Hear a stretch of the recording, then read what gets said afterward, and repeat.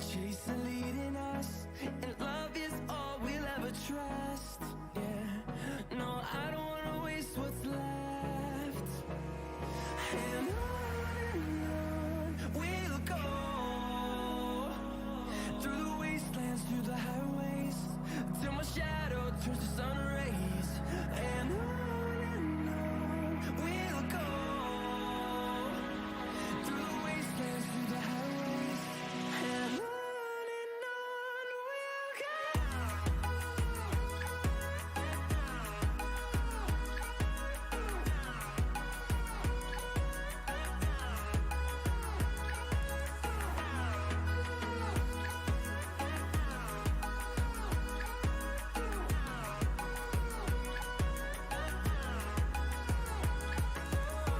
we'll go. Finding life along the way, melodies we haven't played.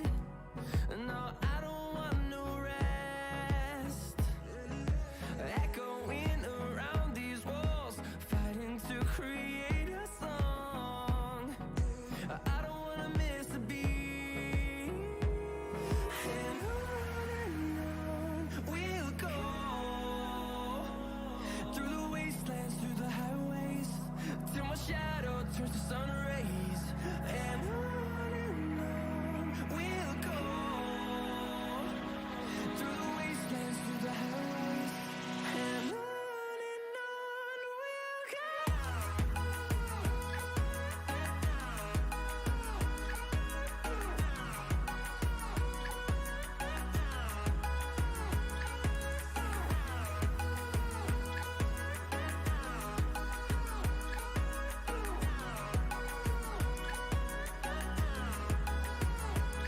And we'll grow in number, fueled by them to see the horizon, turn us to thousands. And we'll grow in number, fueled by them to see the horizon, turn us to thousands. And on we'll go, through the wastelands, through the highways, till my shadow turns to sun rays. And on we'll go, through the wastelands, through the highways, and on we'll go.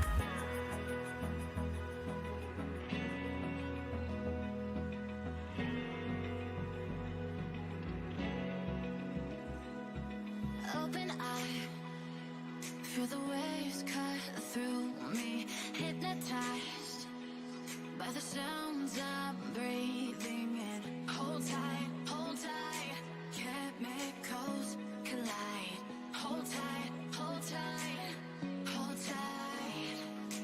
Dripping lights paint the skies, all because of you. Dripping lights paint the skies, only you.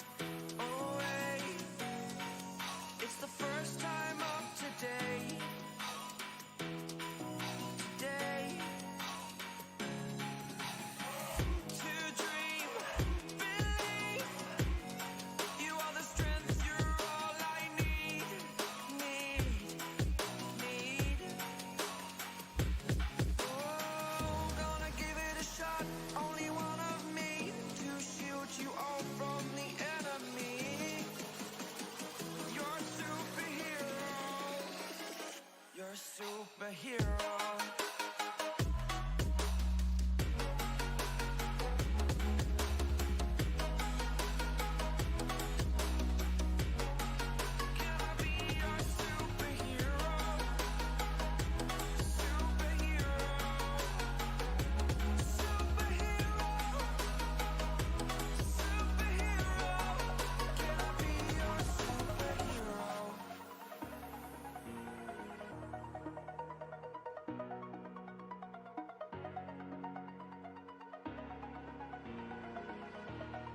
Over the edge, feel like I'm floating through the air. The pain I felt is paid for, all is said and done. Oh, I am restricted, fixed upon the web. I need to kick the habit that my mind is breathing in. Break out, I've got to see. Spent all my life holding all of it closely. I played it innocent, a feel of discontent. I'm finally facing it all, fearless.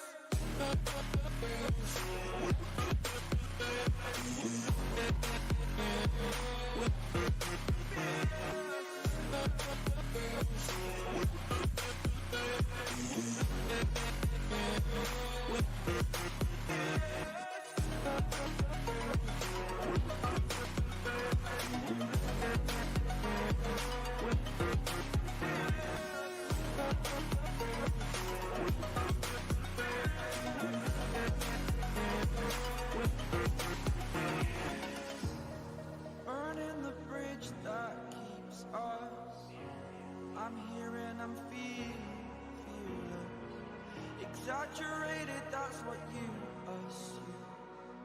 The story's over now, I must conclude.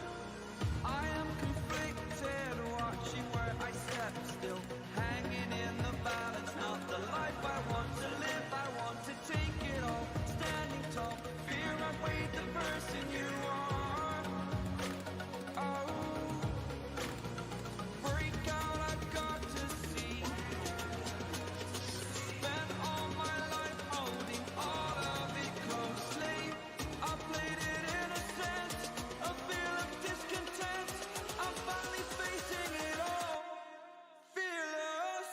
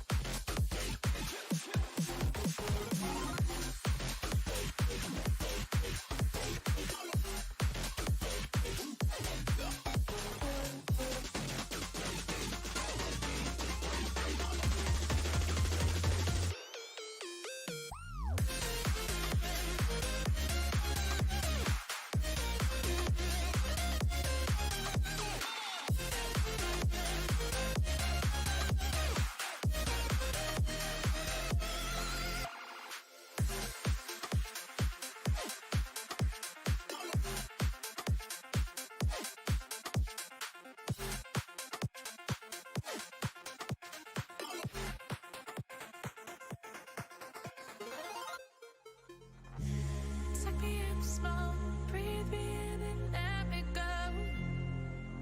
Filling the lumps inside you, and the blackened eyes make my way into your mind.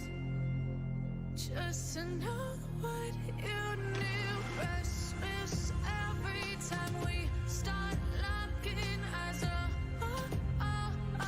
Lost control. Oh, it's paradise with honesty, but I'm in the dead of the night.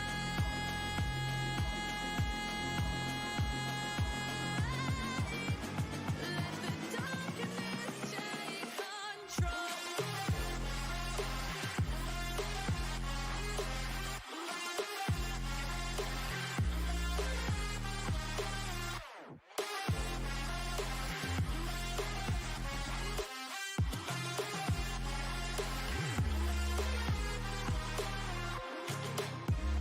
Let the darkness take control.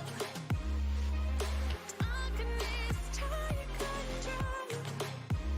May the darkness take control.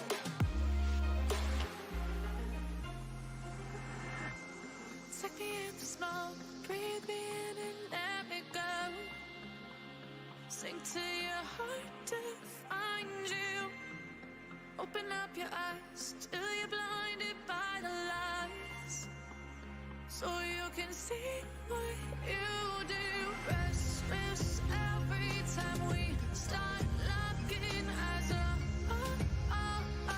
Lost control. Oh, it's paradise with honesty, but I'm in the dead of the night. Teardrops on the floor. The pain is over. Feel the darkness take control.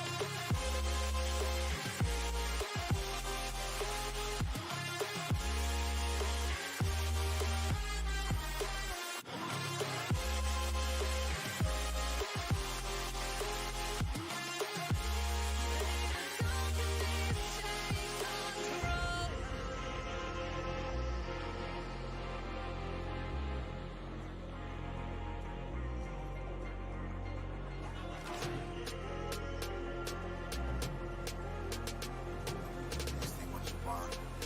This ain't what you want now. This ain't what you want. Who alive can't put me in a box. I redefine any definition you got. I am the tiger, I'm making steps to the top. The flames, I whip it up, you just gotta hand me the rock.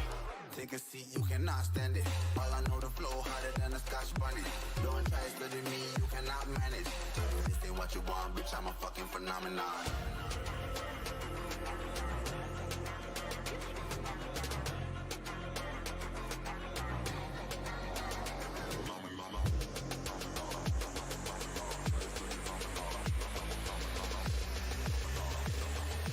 This ain't what you want, bitch, I'm a fucking phenomenon.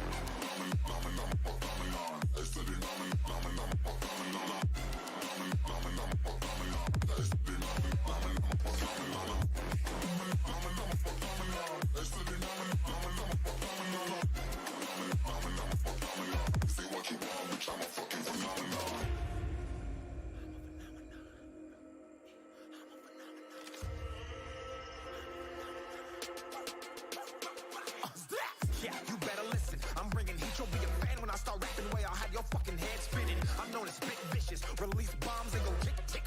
Boom, you blow me that head missing. I'm a phenomenon. Stacking cheese like it's Parmesan. 8 different flows, call me Octomom. I'm moving fast like the Autobahn. And I'm independent, so I'm not your fucking starving like it's Ramadan. Sick, twisted, gifted. Can't copy, printed. Can't hold me down. I shape shift, I'm liquid. I killed this beat, I might get convicted. They know how I move, it was predicted. Persistent, spoke it into existence. So consistent, no assistance. Hear me once, become addicted. If I rap it, then I live it. There's no cap when I be freaking this. This ain't what you want, bitch, I'm a fucking phenomenon.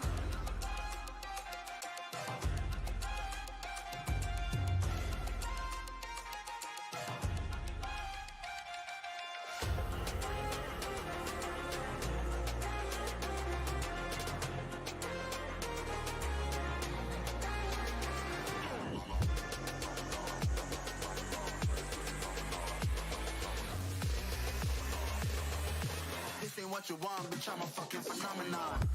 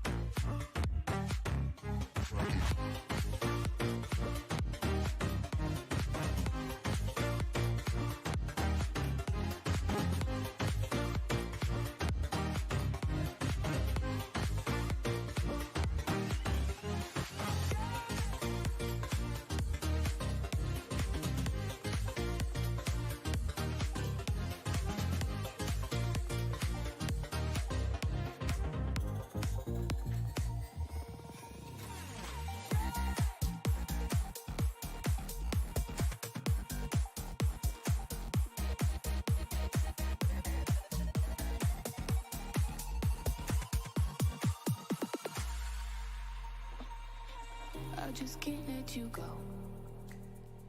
Lord knows that I've tried to. You said I was the only one. No one likes being lied to.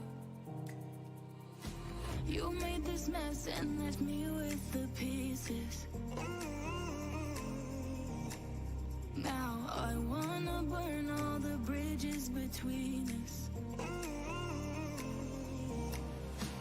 I can't focus, I can't forget. I've been thinking too much lately. I just need to clear my head. I just need to clear my head.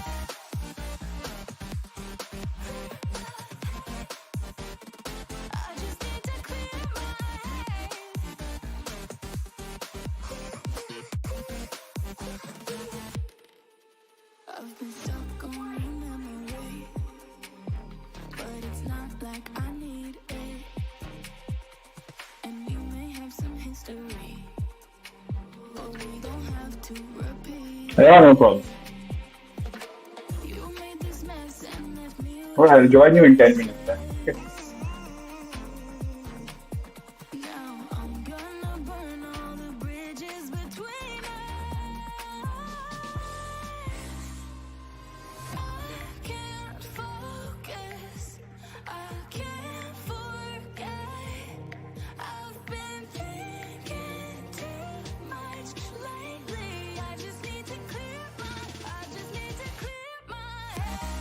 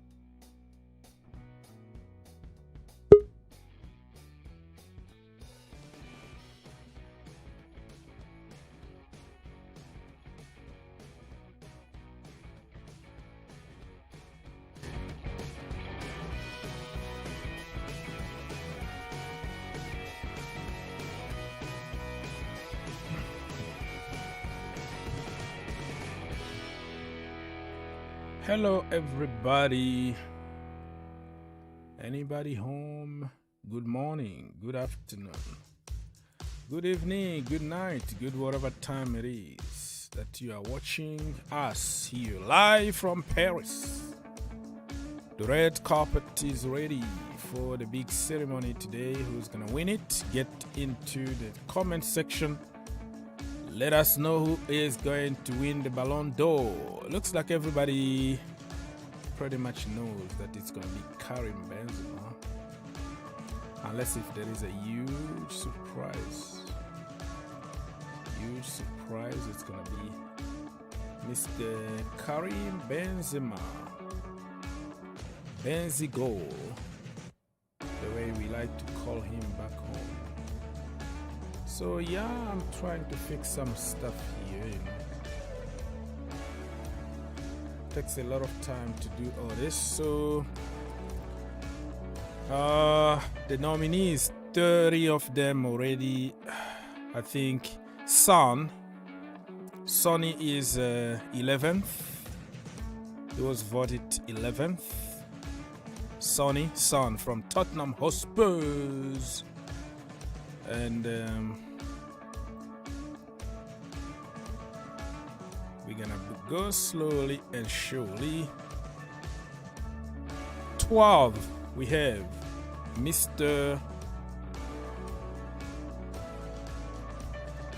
Ryan Mahrez. Mahrez is 12, so Sonny is 11th.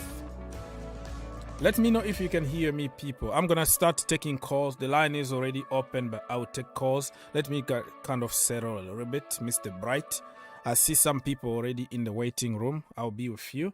Kind of say hi to people and kind of settle a little bit. You know what I mean? Give some kind of guidelines to my show. So 12, Ryan Mahrez. Who else? I don't know what's 14. Where is 13? So 14 is Fabinho. Where is 13 anyways? I didn't see 13 here. I'm all over the place. But 14 is Fabinho from Liverpool. Okay, so yeah, here we go. So 13 is Mr. Sebastian Haller, the brother from Ivory Coast. He's having some health issue at the moment, but he will be fine. He's getting good treatment, so he will be back. Oh, so okay, so 13 Haller and 14 Fabinho. Fabinho of all people, 14. What the heck? What the difference? It looks like there are two people the same place. I don't understand. I don't get it. I have to compose myself and double check on this. Look at that. They put here ranking 14. What that even means? 14 Fabinho and another 14 here. Rafael Leao. No. I am wrong. I have to get to the bottom of this. Give me a few more minutes to settle and see what is happening. So this is the big prize tonight. The Ballon d'Or. The big one tonight is gonna be Karim Benzema. Almost sure. Ballon d'Or winner.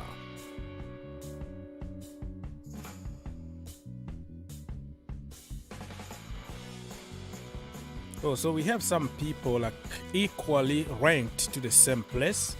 Like 22nd here we have Foden. So there can be like two people the same place. I don't even know why. 2 forward nomination. And equally ranked. It is 20. Okay. So I see that they are even grouping people. Like two people can finish the same amount of vote. Okay. So I see. Trent Alexander-Arnold. Sorry about the noise outside. Trent Alexander-Arnold at Fitford and finished 22nd. 21. It was Harry Kane. Yes, you can. 29 years old from England. And 20 what? This is 16 or 20? Ranked at 16th place, we have Van Dijk. So it's all over the place. It's not like well coordinated or anything. That's why I am all over the place. And 17th, we have Casemiro. I'm gonna have to find the list, the ranking from like 30 to 29, 28 and go down, but right now it's like all over the place. So 17th is Vlahovic. What happened to Vlahovic? Like since he joined Milan, he's not scoring a lot of goals and Milan are suffering. And the 17th, equally ranked at 17th place is Diaz. Okay, so two people can be in the same place, ranked in 17th place. Cristiano Ronaldo 20th. Oh man, how the giant has fallen. So I don't know, we are all over the place at the moment. Look at Ronaldo. Big Ronaldo with Karim, Benzema are flying over there. Tony Rudiger, Chelsea guy, but I don't know. The credit is gonna go to Real Madrid because he joined Real Madrid. 22nd, equally ranked at 22nd place for the 2022 Ballon d'Or, Bernardo Silva. Joshua Kimmich is like 25th on the list. And we have this brother here from France. Alright. Mike Maignan, 25th. Equally with Tony Rudiger, 25th, the same place. So I just can't get my head around it. And Joao Cancelo also the same place. Christopher Nkunku, the Chelsea new boy, 25th. And Darwin Núñez also 25th. You know what? I'm kind of lost a little bit because I can't get it. Why they are putting the same people the same place. Thibaut Courtois, that brother is going to win Yashin trophy, which is the best goalkeeper in the world. Okay, people.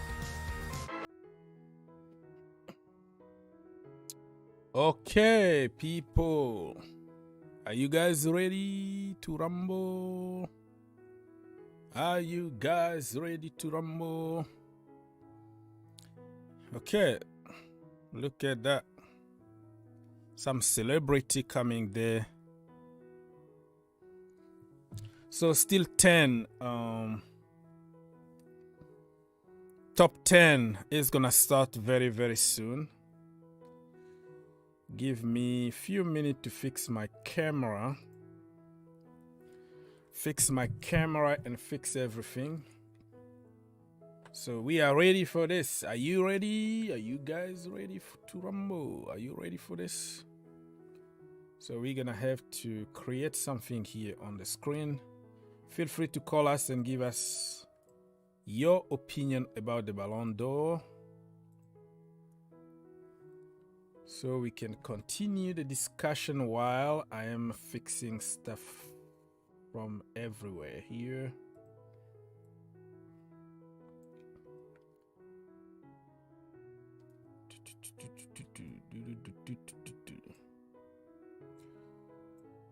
Okay, guys, so it looks like Mr. Benzema is the guy. He's going to win it. No Chelsea players this time. It's only Mendy for the goalkeeper, but he has no chance given how poor he was against Benzema. It's gonna be Thibaut Courtois, Mr. Snake, who is gonna win the best goalkeeper in the entire world, the Ballon d'Or Yashin trophy. So kind of everybody knows what's gonna happen, really. All right, let me get into the. Hope Mendy wins. There is no chance that Mendy is gonna win anything, because it's not about the season anymore. It's about the year, like from January to, I don't know, until whatever time. So this year, after the African Cup of Nations, Edouard Mendy really didn't do anything. Well, he made a lot of mistakes, so he's gonna be punished for that. Okay. Hopefully people can start calling now so we can keep the discussion going.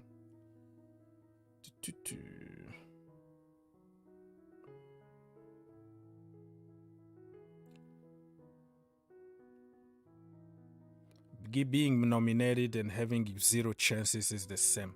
You can nominate Ronaldo, Mbappe, you can put Messi there, but 0 chance means that they put you just there on the list. That means you have no zero chance compared to the people that you are competing with.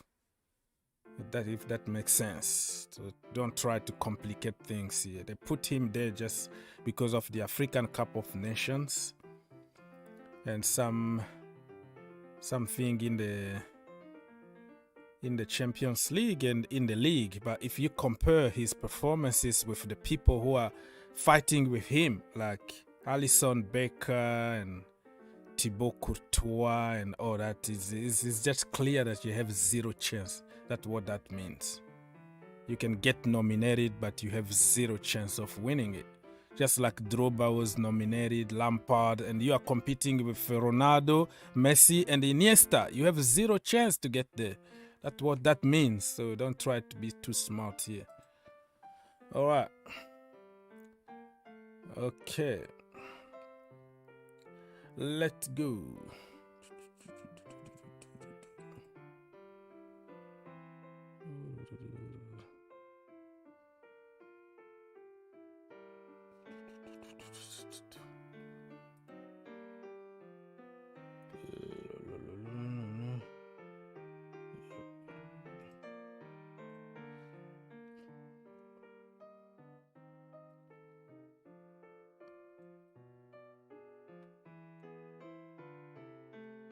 This is a tough job here to try to fix everything on the screen. This happened when you didn't prepare anything and you have to jump and try to do everything live when you're already on YouTube. Learn your lesson, son.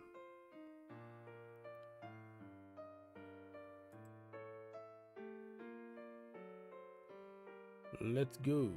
Okay. Put the spinning globe here and put this video here of nominees so people can have an idea about who is on the list and who is doing what. So yeah, that's the way it is.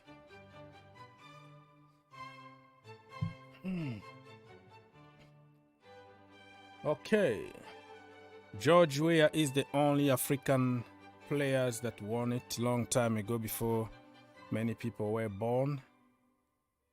And that was the first time, that was the first time that the Ballon d'Or literally changed to foreigners. It was only European players only that were given. So I think that year was the year that they changed rules to include people from other countries or other continents. So Mr. George, the president of Liberia, won it for Africa, and after that Sadio Mane actually was very close, you know.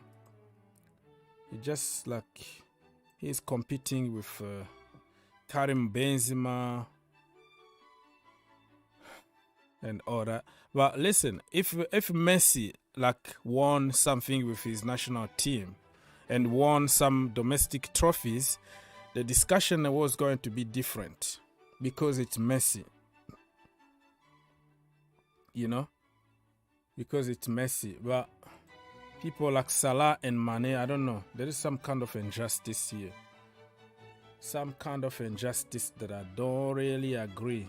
Because, yeah, you can say Benzema won the Champions League and won also the La Liga and also won the Nations League with France. But if it was somebody else, people were going to say, oh, that Nations League don't really count. It's just like friendly games and all that. So the narrative will change depend on the person. But to be honest, Karim Benzema deserves 100% to win it, for sure.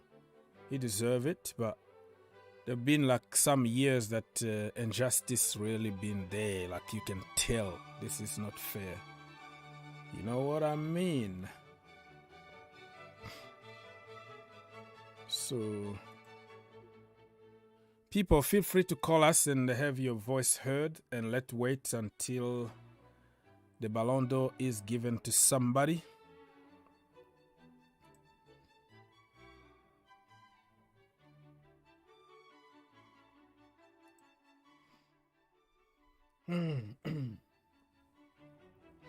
Okay, so let me read some of your comments if there are any.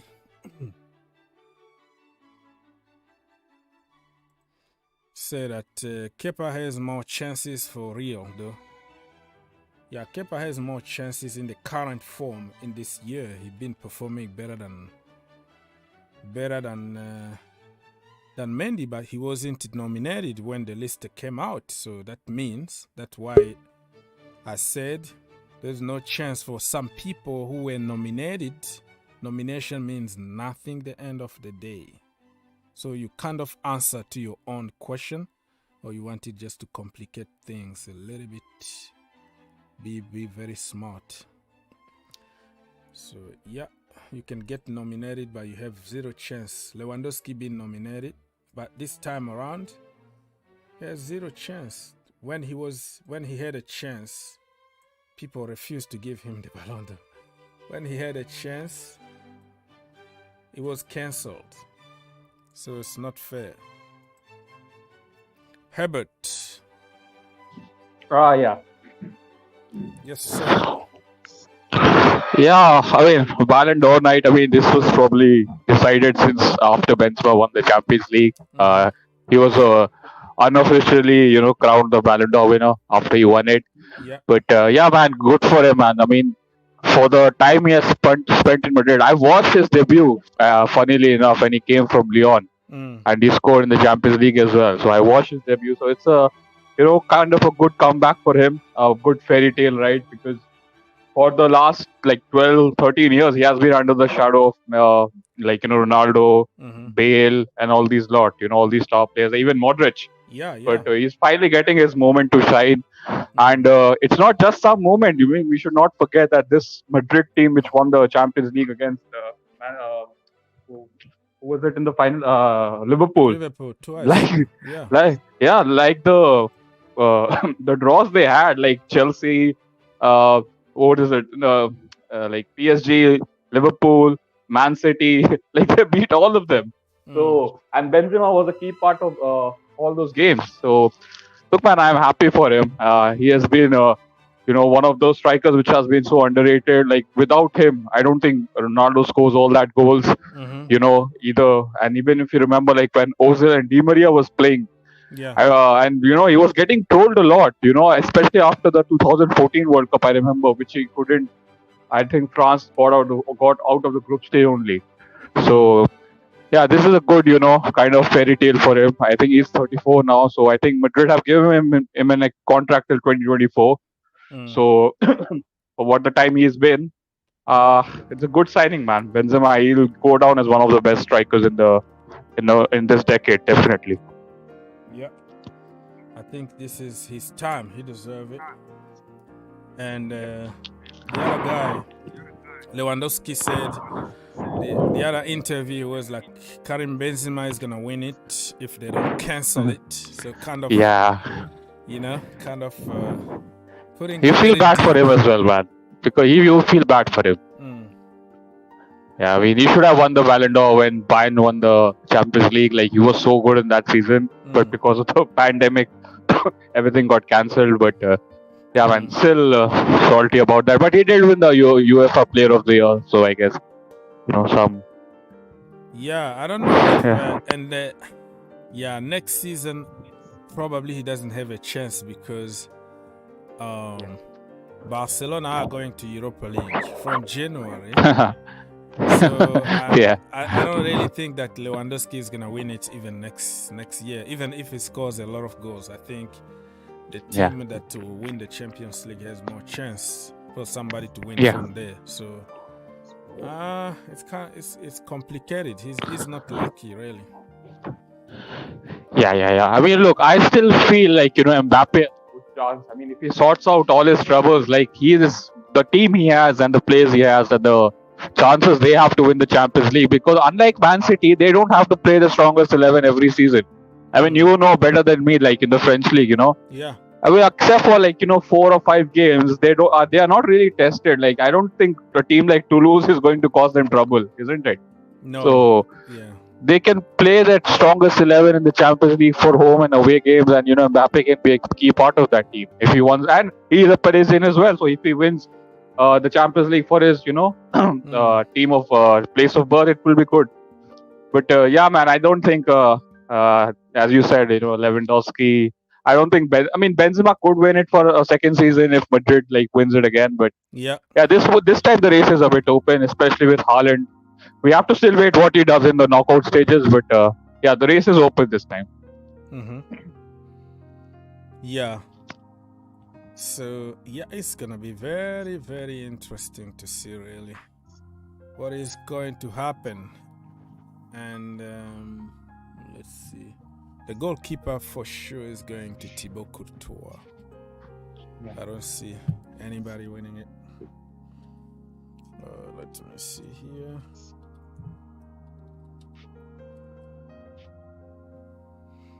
Let me see if I have some update here.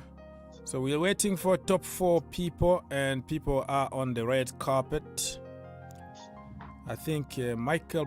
Oh no, that is not Balak. Like players with their wives and girlfriends and all that arriving. It's kind of raining, not the big rain, but kind of sprinkle. Son finished what place?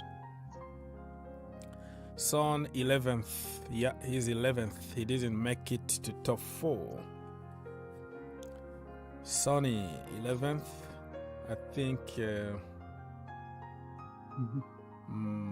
What do you think is gonna be like top 5? What is your top 5? Top 5. If you take Benzema as first. I think you have to put Vinicius in there. This is not me ranking it. I'm just saying, 5 players who I think they're wonderful. Vinicius has to be in there for me. Like that in the final and even the semi-final, he was unplayable sometimes. So Vinicius. I mean, I don't want to put anyone from Liverpool. I don't think they had the toughest draw like what Madrid had. You want to put Courtois? I mean, I suppose because he's one of the best goalkeeper. So them 3. I mean, is there anyone else I don't know, man. Modric was good in that City game. I mean, Bayern got out pretty early. I would have put someone. Mbappe is gonna make top 4, top 5. Yeah, definitely. I think that's a good shout. Mbappe, Neymar. I can't forget Neymar.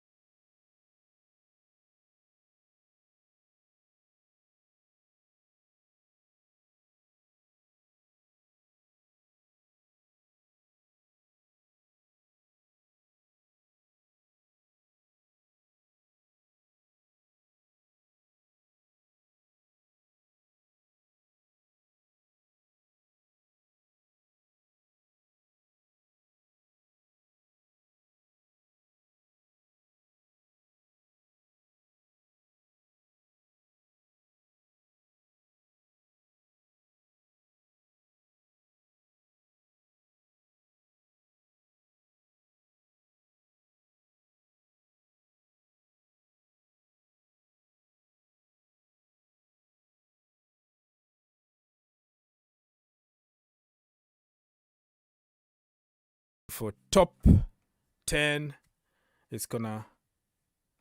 They're gonna show us top 10 very, very soon, so we have to wait a little bit. So if anybody is watching it like live, you can tell us if already top 10 is already there, so we can go. I am watching the ceremony here like live, but I can't hear anything. I can't put any volume because it's gonna be echoes. So I'm just watching, but without knowing really what is happening on the screen, unless if I have something written on social or somewhere. So yeah, Cristiano Ronaldo, man, 20th. Incredible. How the giant has fallen from grace. But he's still Mr. Ronaldo though. So Ronaldo won't even be in the ceremony because when he doesn't win, he doesn't go to those ceremonies. Doesn't want to be there. He needs just to win. So they have released the top 10. They but released already? not. No, they have released the 10, but not in like ranking wise. The alphabetical wise, it is released. Oh, okay. Can you tell us? Yeah. Can you? Yeah, I'll tell you and I'll post. I'll tell you and I'll post it in the comments as well. Okay. Sure. You can read it from there. Okay, people. So feel free to join us if you are around. Have your voice heard. Let me read. So top 10: Benzema, Thibaut Courtois, Kevin De Bruyne, Erling Haaland, Robert Lewandowski, Sadio Mane, Kylian Mbappe, Luka Modric, Mohamed Salah, and Vinicius Junior. So no Neymar. I don't think Neymar even was nominated in the 30-man list. No, he wasn't even there. So yeah, I'm watching beautiful red carpet ceremony here, people. But I can't hear anything, so I'll be just like watching. So this is the top 10 of the Ballon d'Or that raised. Let me just guess. Let me just make some assumption here. From 10 to... Okay. Erling Haaland, Robert Lewandowski, Kylian Mbappe, Mané, Luka Modric, Mohamed Salah, Vinicius Junior. So I'll go 10th. I think it's going to be Modric. That is my prediction. 9th, it's going to be Mohamed Salah. 8th, it's going to be Erling Haaland.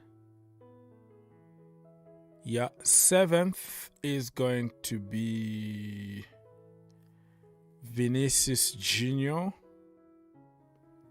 6th is going to be Kevin De Bruyne.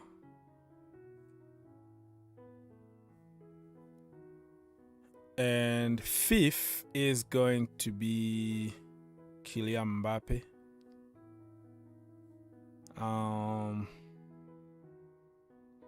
4th is going to be who? Mr. Ferris, are you there? No, he's gone. Oh, yeah. 4th is going to be Thibaut Courtois.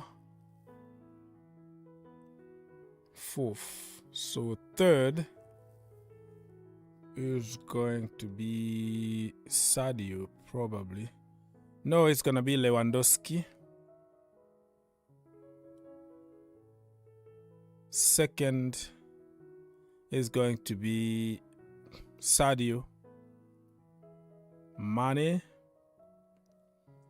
And the 1st is going to be Karim Benzema. That is just my bias kind of prediction here.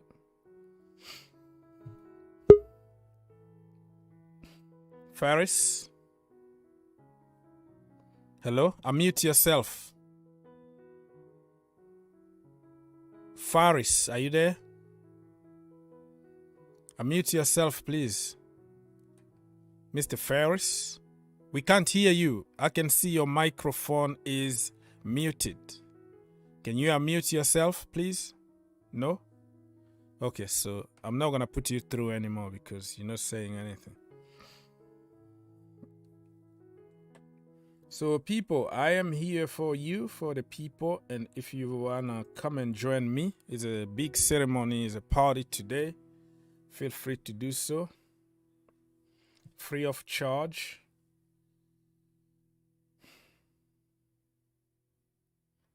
And let's have a party. Let's party together. So get into the poll. I ask you guys to let me know who is gonna win it. 69% of you guys say that it's gonna be Benzigol, Mr. Karim Benzema. So let's wait and see what is going to happen.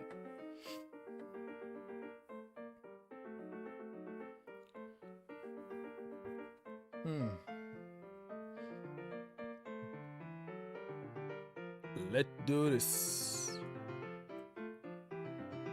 Karim Adeyemi, Jude Bellingham. Those kids are the generation of tomorrow. They are doing pretty good at the moment. So let's wait and see. Next season, Ballon d'Or is going to be kind of interesting because, yeah, Erling Haaland is going to be there on top with Manchester City if they can win the Champions League this season. Win the Premier League and other trophies is going to be something. So Edison is talking, people. Edison from Manchester City, because he's one of the nominees for the Golden Gloves, which is the trophy yashin, right? Yashin trophy is for the goalkeepers, and the Kopa trophy is for the youngsters. For the young, I don't know what make you qualify to the youngsters, but I think the youngsters need to change. Instead of even talking about 23 years old or 22 years old, they are men already, okay? So I think the youngsters need to be like 20 years old, the people who are just making it from, 17, 18, 19 to 20, because when you have to nominate every single season or somebody like Foden, and he looks like he's been in the business for the last 100 years. Foden, I know he's still young, like 22, 23, but it's just, I think he's a little too old already. So Ballon d'Or people, if you listen to me, you have to change the way you are doing business. Okay? Please, people, help your brother get 100 likes. The more you like, the more people are going to join us. Much appreciated. Much appreciated. Thank you so much. One like, one click away, and that's it. All right, what else here?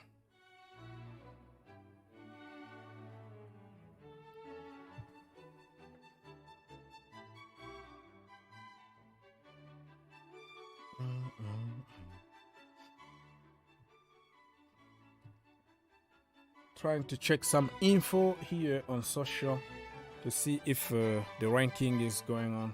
I'm watching it here now, but I can't really say anything on the screen. I can't hear anything, therefore you might know more than I do because you're probably watching the ceremony. So if you are in the US, it's on CBS or on Paramount Plus, or I don't know. Yeah, Paramount Plus or CBS Sport. Somewhere you're gonna find it.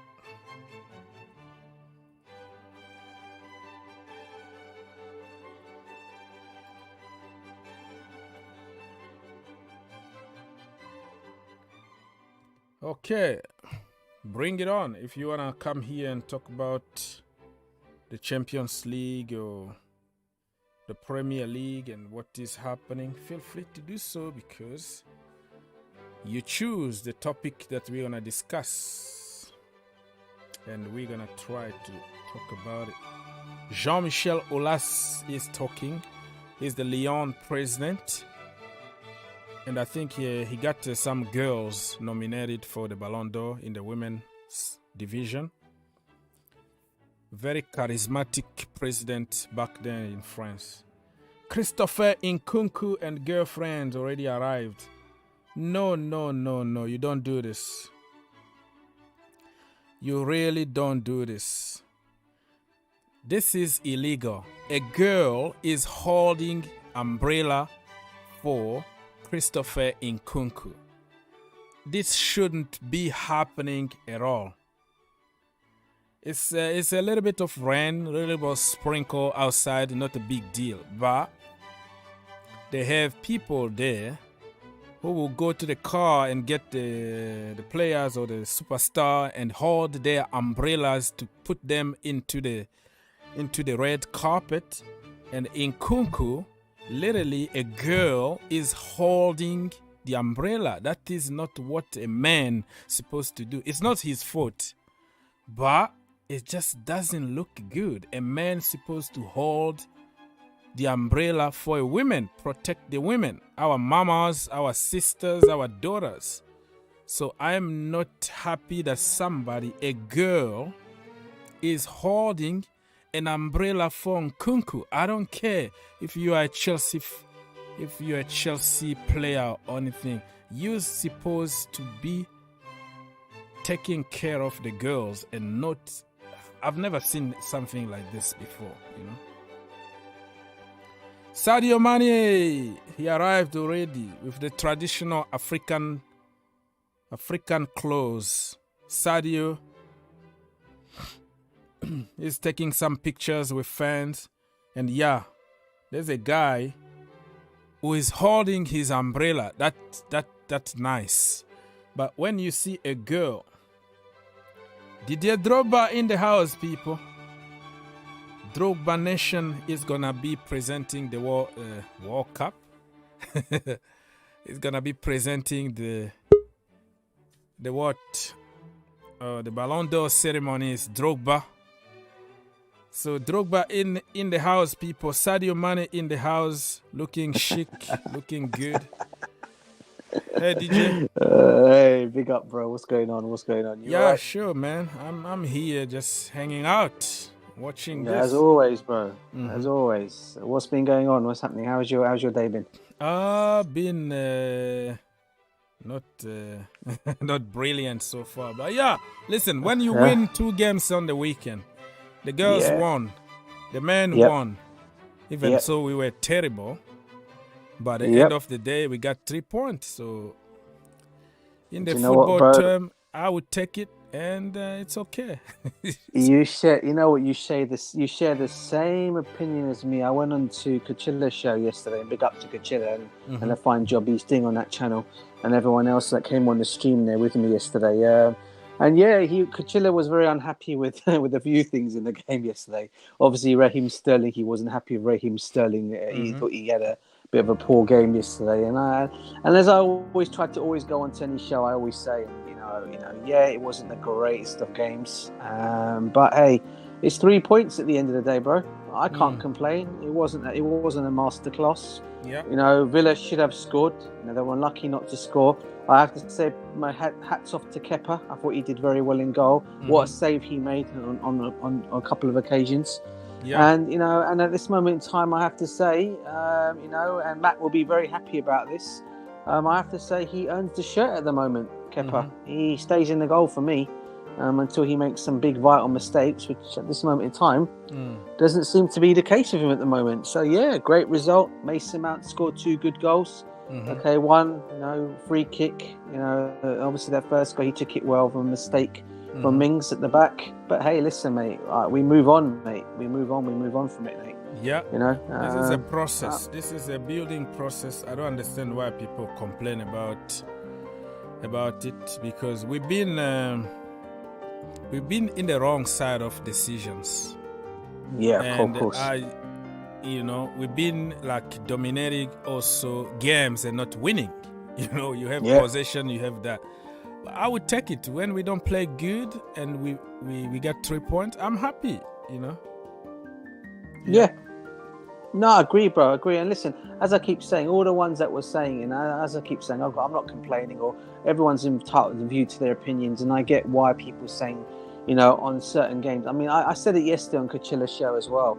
I said, when you play Raheem Sterling as a wing back, you take a lot out of that guy's game. Exactly. And the guy, you can blatantly tell the guy's not happy playing there. And he's Yeah, doing a job for he the team at the the moment. body language wasn't there. You are absolutely right. That's what I said.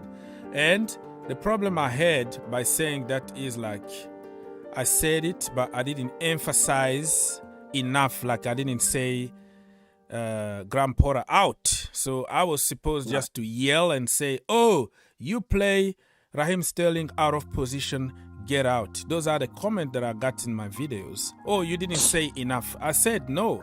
Honestly, Raheem Sterling wasn't happy in that position and we shouldn't play people out of position. Oh no, you were very strong when Thomas Tuchel was there. I'm like, okay, listen, for almost 2 years, I was supporting, very supportive, until the last few months. It was just like, we were giving the benefit of the doubt. Like, okay, you play people out of position, probably it's going to be temporarily.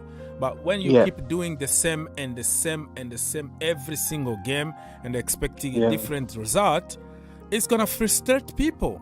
And I never said 100%. I never said Thomas Tuchel out, but I'm not shy of voicing my opinion there to say even Graham Potter, if he continues to do bad, I am going to say it. But it's not like you just start it.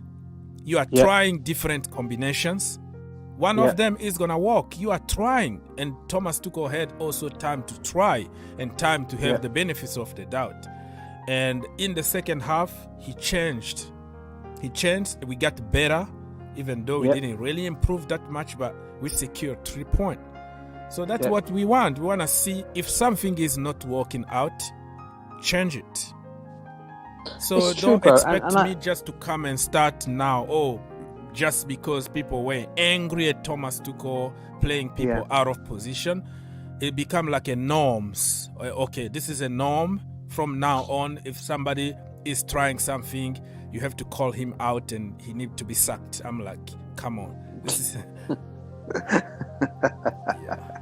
Honestly, bro, listen, I said it as well. Look, even when Thomas Tuchel was doing it, people were saying you got nothing against your manager. I used to get angry when players used to get played out of position because you can do it at a certain time period, right? Yeah. But what you do is players like a Raheem Sterling, players like Karim Hudson-Odoi.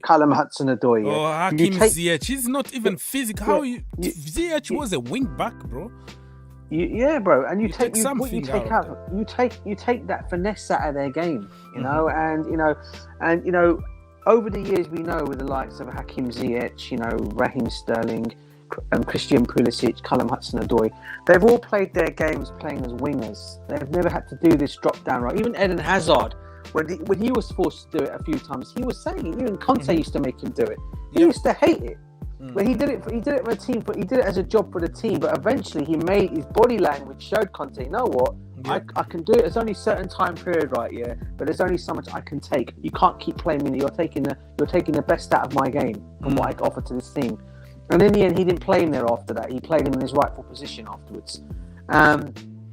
So for me, look, I get it's people talk about saying it's, Graham Potter starting to get to know his plays. I said the same thing about Thomas Tuchel as well, about when you're playing plays out of position. There's only certain times you can get away with it. After a while, it's going to get to the players. And the bottom line is that what's going for the reason why the players can't complain at the moment is because we're winning. We're winning. That's a winning game. Difference, yeah. You see, and that is why players cannot say or even open their mouths because we're winning games. And so, as far as Potter's concerned, we're winning. Yep. Whether you like to play in that position or not, we're winning games. We're effective. Exactly. So but It's what it is. Everyone's entitled to their opinions, bro. As I said, I'm not here to complain and moan about people. As I said, and you know, wing backs, the way we play with wing backs under Porter is completely different because they are just far away. We just were pushed really way back yesterday against the Villa, but the few other times that we play with wing backs, Raheem Sterling played from the other side. He's better because he's right-footed. So even if he plays as a wing back, if he plays from the left-hand side, he's gonna do much better than playing from the right, where he's literally useless. The way we play, 100%. Our wing backs are just almost like wingers. They are always in the box. Yesterday was different because of how Villa were determined to push us back and dominate and win every first ball, second ball. It was just something. They just were fighting for probably Gerrard. I don't know. Is Gerrard still in the job, bro? As far as I know, he still is. I've not had no news today coming out that he's going to be sacked as yet. I think what's given him time is the reason why the board. I think the reason why he's got given more leeway time is because I think the way Villa played against us yesterday, they should have got something out of that game. It's at least scored yesterday, and I think if they can take that forward, if they can take that same attitude into their next game, there's no doubt in my mind another team will pay for it and they'll score a goal. There's no doubts about it. The bottom line is he came up against good defenders yesterday, a good goalkeeper, and that's why he couldn't get past us. Now, if he was playing against another team in the league, you know, they might not be so lucky. They'll probably end up scoring in that game. So that's probably why he's got a bit of leeway time, Steven Gerrard. And I think you know, if he loses his next game, I think the pressure will start. You know, the Villa fans will start getting on edge, just like the Leicester fans have got on edge with Brendan Rodgers now. I mean, they want him gone. Some of them. I mean, I was hearing today on some radio stations today, a lot of the fans are calling for Brendan Rodgers' head now. They want him gone, and I'm like, wow, the guy not so long ago did so well for you guys. He won you an FA Cup not so long ago. You know, people have just got short memories, and you know, I can understand from again from a perspective point of view. They're not happy. They're not happy. You know, the way their team's playing, where their team's lying, and you never think Leicester would be where they are. To be honest with you, in the position they're in, you know, it's shocking really. But hey, it's what it is, mate. It's what it is. But going back to the whole Villa thing, no. As far as I know, Steven Gerrard's job is safe at this moment in time. How long for? I don't know, bro. Yeah, you have some static, some noise. Yeah, you know what it is, bro? Because my family have just come over and they're making some noises in the background. No, that like the microphone, like you know, shaking a little bit, shaky kind of noise around you. Yeah, I don't mind if people are talking, but your microphone kind of little cutting a little bit, but we can hear you, but still some kind of electricity kind of noise around. So Kevin De Bruyne is in the house, people, with his family.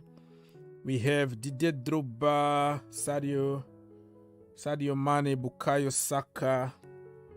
I don't know, somebody brought a dog.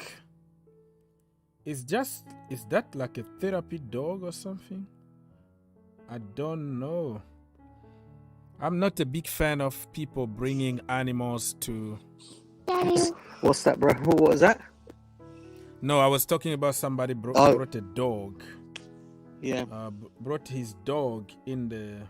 I don't know. Who is that guy? I don't know. Do you know what, bro? You know, with this new stream that I've done, the update, I can't see the comments on the screen, so I'm going by what you're telling me. Oh, okay. Yeah, I'm just watching on social media, so...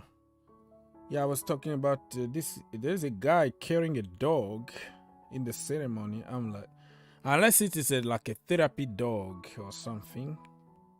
Yeah. I don't know.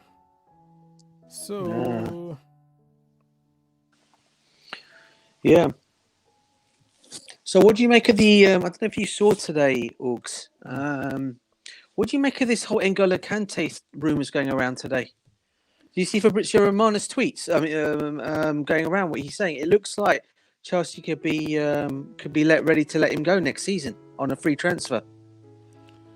Yeah, that one is a complicated one. I can understand from Chelsea perspective that, you know, injuries and also asking a lot of money and a longer contract. So I understand from their point of view, if I was in charge, I was going to give him another contract and keep him as a luxury player around. But if he's asking more money and a longer contract, and we all know that we have to sign somebody in his place and he's going to be there switching with somebody else, I can see it. I also don't blame Kante if he want to, like, the last contract of his life, if he want to have a longer one, somewhere. So I can see from both sides. It's going to be a shame to see Kante go. But as long as he doesn't join like Tottenham Hotspur or Arsenal, I'll be okay with that. It's going to hurt, but I think it's time to start preparing for the future if we can find somebody in that position. So. No, I mean, listen, you know how my thoughts are on Kante is, bro. I'm a massive, he's one of my favourite players in that Chelsea team. Even when he's not even playing in the game, because he still brings a lot to that team, and I think for me, if he was to go, my concerns and worries are what the news that's coming out of his camp is he's very much happy to stay in England, and if he doesn't get what he wants at Chelsea. There are teams out there that can go from it. And you mentioned those two teams. Arsenal, surprisingly, Arsenal and Tottenham are the two teams in the driving seat for his signature. And he can start talks in January with these clubs. Yeah, I mean, I came to the position where, like, I don't feel the same anymore the way I used to feel. Like, I would just get too upset about players leaving or managers or something happen in the club, because we've seen everything. We've seen everything. Jose Mourinho sacked out of the blue. Yeah. Ancelotti gone, Tuchel gone, such and such. We buy players, we got excited. Morata, Falcao. I've seen all that. I'm trying just like to protect myself. It's like, yeah, it is what it is. I've seen people come and go. If you go to Arsenal, good luck. Willian went there, didn't do anything. David Luiz and all that. So I'm like, yeah, it is what it is. But yeah, it's a strange one though, man. I mean, I think it's because of the player that he is. I mean, Willian, I think not many. I mean, that's much obviously I was guided. Any player going to a rival club, especially if it's a London rival, especially a fan from either way, whether you're an Arsenal, Chelsea, Tottenham fan, you don't like it. You got to look at the Arsenal one. You can look at the way Arsenal felt when Ashley Cole left their club to come to Chelsea. Sol Campbell left Tottenham to go to Arsenal. I mean, I know it can happen in the game. I'm not saying it cannot happen. It does happen. But when you think of a player, when you think of a player, N'Golo Kante, you think to yourself, okay, before he got these bad injuries and whatever happened to him, look what a player he was, mate. Yeah. And just going and seeing him, even at the age of what? I mean, if he's what now, 31, 32 now? Yeah, even we at can the age still that get he's at something now. Yeah. Yeah, mate. You can and still if you get see him going something balling out of Kante, for sure. Yeah. Nah, bro. And if you see him going, and you can just see him. I can just see him balling at Tottenham and at Arsenal if he stays fit. Because let's be honest, a fit N'Golo Kante is probably still one of the best holding midfielders in the world, mate. That for sure. Yeah. In this position, you get me. So, for me, I could not bear to see him. I mean, I can see him. I can maybe see him going to Tottenham, especially if Conte's still manager there, because it looks like he's going to sign a new contract from the talks that are coming out of today. If he stays there, is a possibility that Tottenham could end up getting two of our players. One they'll definitely like the fans, and one they will not like. Now the one they will like is N'Golo Kante, and the one they won't like is Romelu Lukaku. Because if Harry Kane ends up going to Bayern Munich, if they end up winning nothing this season, and he ends up going to Bayern Munich, they're going to need to bring another striker in, aren't they? And don't forget, he knows how to get the best out of a Romelu Lukaku, and he might end up going to Tottenham. Imagine that, bro. Oh boy. Yeah, Lukaku is another interesting one because some report are saying that Inter are seriously thinking about sending him back and not activating the second year option. So if he's back at Chelsea Football Club and nobody want to buy him, you have to pay him 350k a week. There is nothing you can do about it. So what is your position? If ever, I don't see him coming. I think he's gonna try very, very hard to get another club because of what happened in the club. Not only with the manager is gone, but still with the fans, it's something. So what is your position in case nobody want to take him? What are you gonna do? You know what? We've got no choice, have we, though, but to bring him back in it. That's all we can do. I mean, you know, what can we do? I mean, let's be honest. A lot of Inter Milan's players are going to be up for sale in the summer, especially if they don't get new buyers for their club. You know, their club's gone up for sale, don't you? So they're looking for new owners. They're looking for someone to come and buy their football club. And if they don't end up getting the buyers that they want, there could be a lot of their players that could become available. And obviously, the one comes to mind, two players that come to mind straight away, or three, in fact, is Martinez, Dumfries, and what's that midfielder's name in midfield? The one everyone wants, the one that wants to get him in midfield, the midfielder. Who? From Inter Milan? Inter Milan, yeah, and their central defender as well, their centre back. Oh, yeah, Skriniar. I think Skriniar is one of Milan. Who's that midfielder? And who's their star midfielder? I don't know. That everyone was talking about.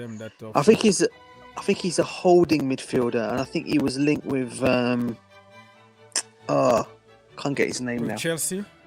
Been linked not linked with Chelsea. No, he's linked with Liverpool and Manchester City, bro.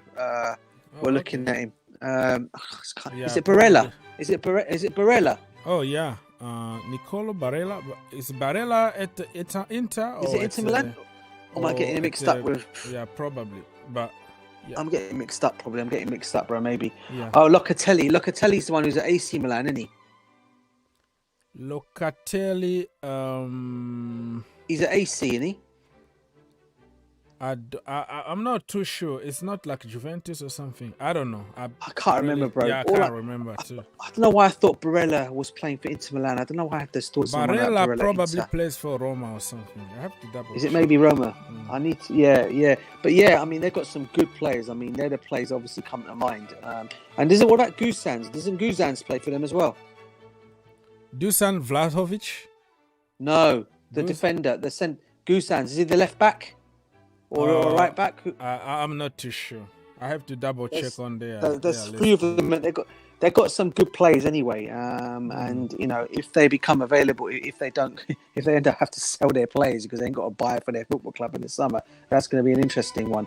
But yeah, I mean, look, you know, back to the Lukaku thing, mate. Listen, I don't want him back at Chelsea personally.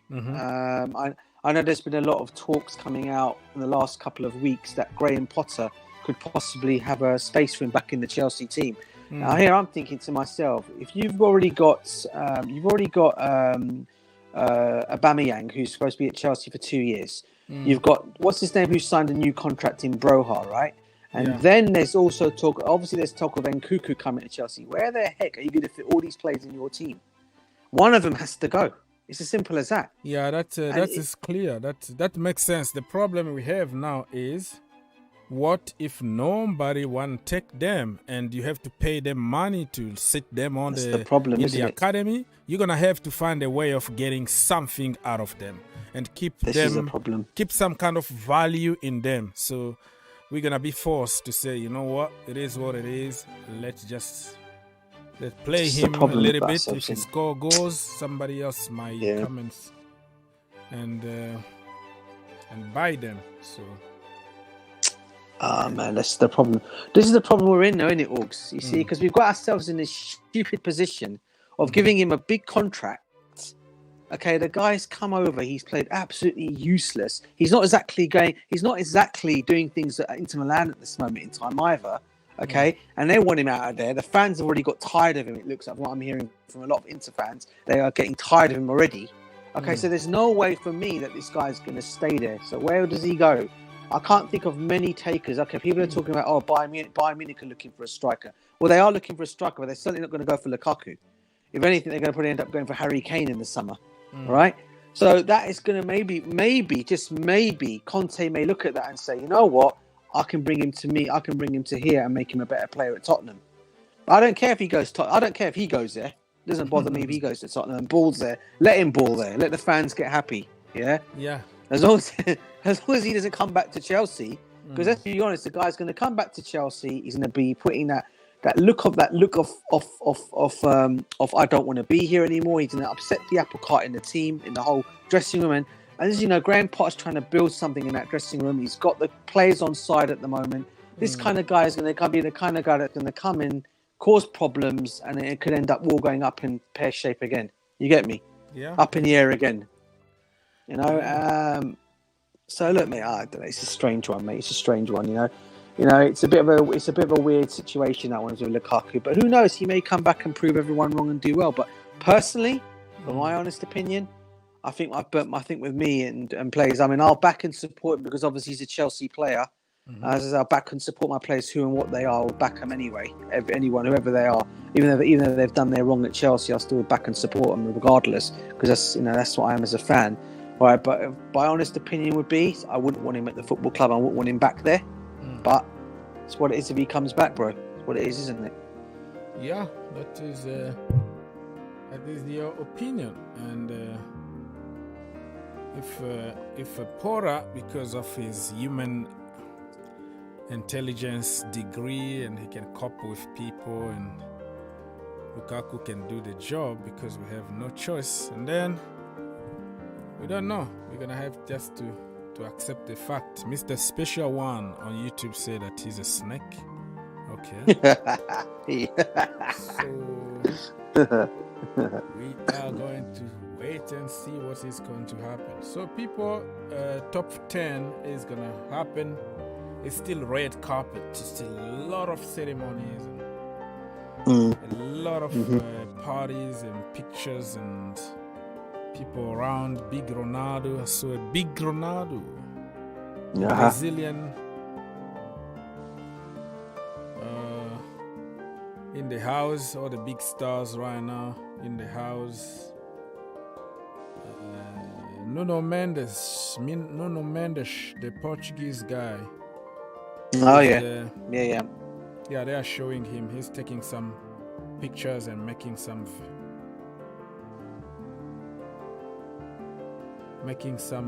videos with a girlfriend.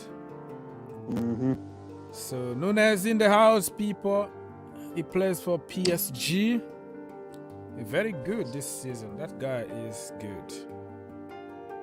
Yeah. Karim Benzema is in the house with his little boy, taking some pictures here. It looks like he's gonna win it today. It's Karim Benzema. Yeah. I think he's probably, for me, I think for what they achieved last season, what he's achieved individually, I don't see why it shouldn't go to him. But I can't see any other way. I mean, and I can't see going to anyone else. Maybe I might be wrong in it. I don't know. But he's gonna get it. What they've achieved. For what they've achieved so far, and under this guy, he's been. I mean, Benzema. I mean, you can't say this guy's just class, isn't he? What a striker! What a striker! But I tell you another thing. I mean, what I liked about yesterday also is Liverpool showed everyone how you can stop Haaland from scoring. Yeah.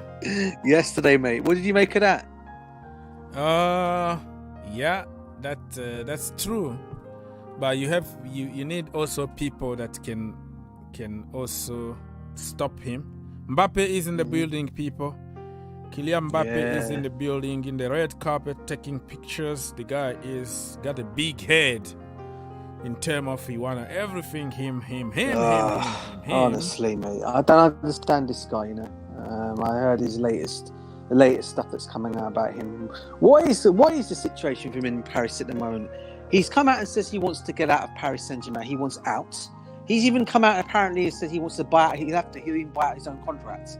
How Well, true that is, I those don't were know. the speculations. He came yesterday after the game. Yesterday, they played yesterday against Marseille, and he said no.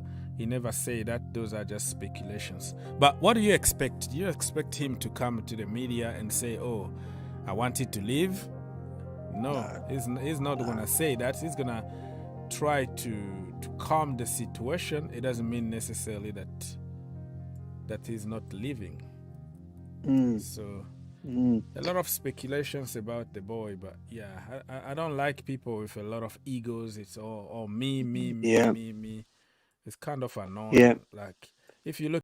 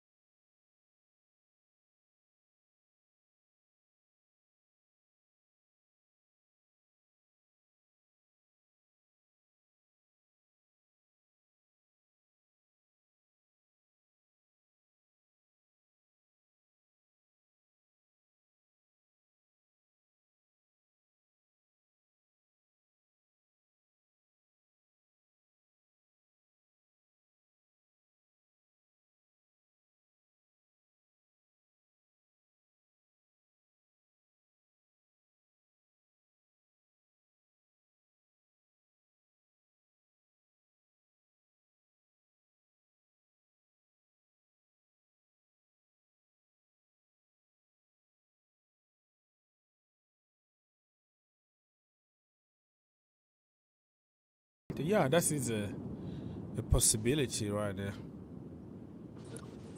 Okay, Mr. Change your nickname. Big up to you. Hey, salutes to all and to go. Salute. Good evening.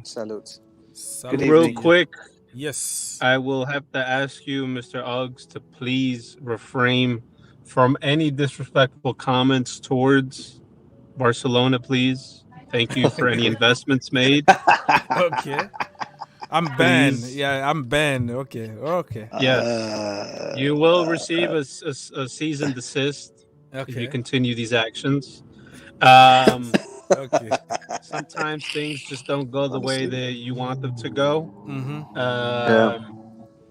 I'm not positive that they will make the next round in Champions League. I'm sure that they will end up in Europa League. And I think it's pretty upsetting. Another thing I find upsetting is that Benzema is going to get the Ballon d'Oro. I mean, he deserves it. It's just brilliant. sickening that he will be getting it. I hope that France gets this, the World Cup curse.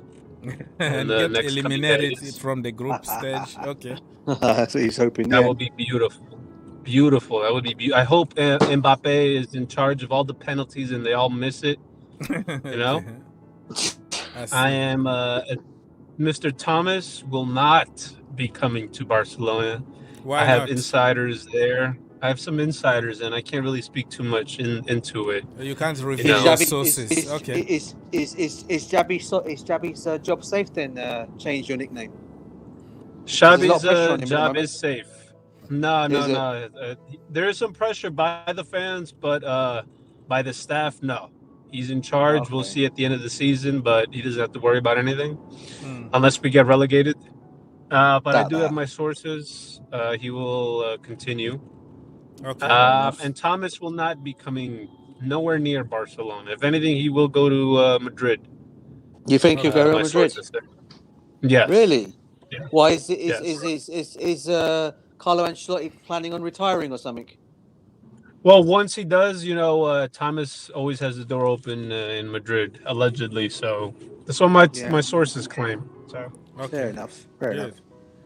I sound. This is how Bobby talks a lot. Bobby's like, I have some insider talk, and they tell me everything. I can't tell you what they say or who they are, but I come here to tell you the insider talk. Yeah. Okay. Shout out to Bobby. Yeah, and for everybody who don't know, my brother, he's the guy who gives Fabrizio Romano all the news. That if you see Fabrizio Romano, it's all the sources from this guy here. So he's a Fabrizio Romano provider. Yeah, the big source here. So we have him in the channel. Respect. Thank you. Anyways, you still at work, bro? I'm leaving work now. Actually, I'm already out of work. And last thing I will say is congrats to Chelsea on this magnificent coach. As you see, ever since he left, Brighton has just not been the same. I hope that my boys over there, the Ecuadorians, they can move on and find fruit elsewhere. Moses Caicedo, you're talking about. You want to ask? You want him to replace N'Golo Kante at Chelsea? Not replace, but he could definitely go into the wing. There are 3 Ecuadorians in Brighton, so I hope they all find fruit 3 elsewhere. Of them? Yeah, man. I always know that they have Caicedo, who is potential world class. But who are others 3? Who are other 2? I mean, sorry, I'm hearing Valencia is trying to get Caicedo to Man United. Playing for him, used to be playing for him. Is that right? Oh, Valencia, correct. The guy who played for United. Valencia, yeah. Antonio Valencia. He's really pushing for it. He's pushing for that. But the fact that the coach, Mr. Potter, was basically who brought Caicedo over to Brighton. He wants to take him to Chelsea. I wouldn't mind him at Chelsea. It's pretty good. 2 top teams in England. Something else. But again, congrats to you guys, to Chelsea. But what? We haven't won anything. What? We haven't won anything. Why are you congratulating us for? 5 back-to-back wins, bro. Yeah, it's good, but the end is where the most important. No. See, I have to bring up what you always say. We have to make it. It's not about the end. It's how you get there. How you get there? Okay, let's go. So, see, what do you think? Okay, yeah, I give you that. What do you think about the game between Liverpool and Manchester City. It was a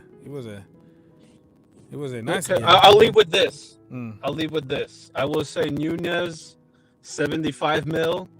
That is insane. No, My it's gonna go goodness. to 100. It's gonna get to 100, 100. plus bonuses. Yeah. That is insane. I cannot believe just Klopp always gets the best of Pep Guardiola in these matches. It's salute to both of them. And I think City will still take the title. I think Arsenal will not be doing taking the title this year. Runner it up is not a good, not bad at all. I definitely see Chelsea third place. But gentlemen, thank you so much. Bobby, if you're listening to me, call in, bro. Ice, I love when all of you guys are on the call and you guys all try to talk over each other. Then when you guys get mad, I love it. And Mr. Victor Ba yesterday was so passionate. I love it. Yeah, he That always note- brings his agenda against Jorginho, though. Yeah, Mr. J5, always. On that note, gentlemen, thank you so much to both of Big you. up and to you, the bro. Big up to you, listeners. bro. Blessed day. Thank you. Blessed day. Thank Take you care. so much. Take care, man. And, Take care. Yeah, see you later. Drive safely, get home safely. People, it's still the red carpet. I can't hear anything from my screen because I have to keep up with this. So, top 10 is gonna start very, very soon. So let's wait. I'm scrolling here just to check what is happening, but still the red carpet ceremony, Lewandowski, Mbappe, Karim, Benzema, and all the good people. Courtois, the snake, Ronaldo, big one. Courtois the snake. Yeah, Florentino Perez is in the house. Zinedine Zidane in the building. Didier Deschamps, who is the French national team manager, is in the house. Didier Drogba, Bukayo Saka. We have Christopher Nkunku, Sadio Mane, and who else? It's still the red carpet here. Kevin De Bruyne, all the girls. I think some Chelsea girls are gonna be there because they are nominated. Probably they're not gonna win it, but so Yeah. the Ballon d'Or just arrived in the building. You know how they carry it and they're showing that from, you know, the high view. They're showing the car driving until they get there. So somebody is carrying it. I think it's I don't even know who this dude. So the Ballon d'Or is in the building, people. The countdown is gonna start very soon. Ballon d'Or is there. Yeah. It's a big ceremony here in Paris. So why are you holding it like weed? Hold it from the base. You're holding it just like you don't know how to hold the Ballon d'Or, man. I'm trying to get the channel if it's on. I'm trying to see what it's on my channels here. I'm just trying to find it. In Europe, you might get it on the l'Equipe You website. know what? Uh-huh. But also, I don't know what channel really is authorized to watch in Europe. But here, Yeah. CBS Sport, or you go to the Paramount Plus, it's there live right now. So, yeah, you might find it somewhere online. So some news, people. Aston Villa are making an ambitious attempt to convince Mauricio Pochettino Really? to take over at Villa, according to the Telegraph. So we don't know what's gonna happen to Stevie, but if he loses the next game, I don't know what team they're gonna play against.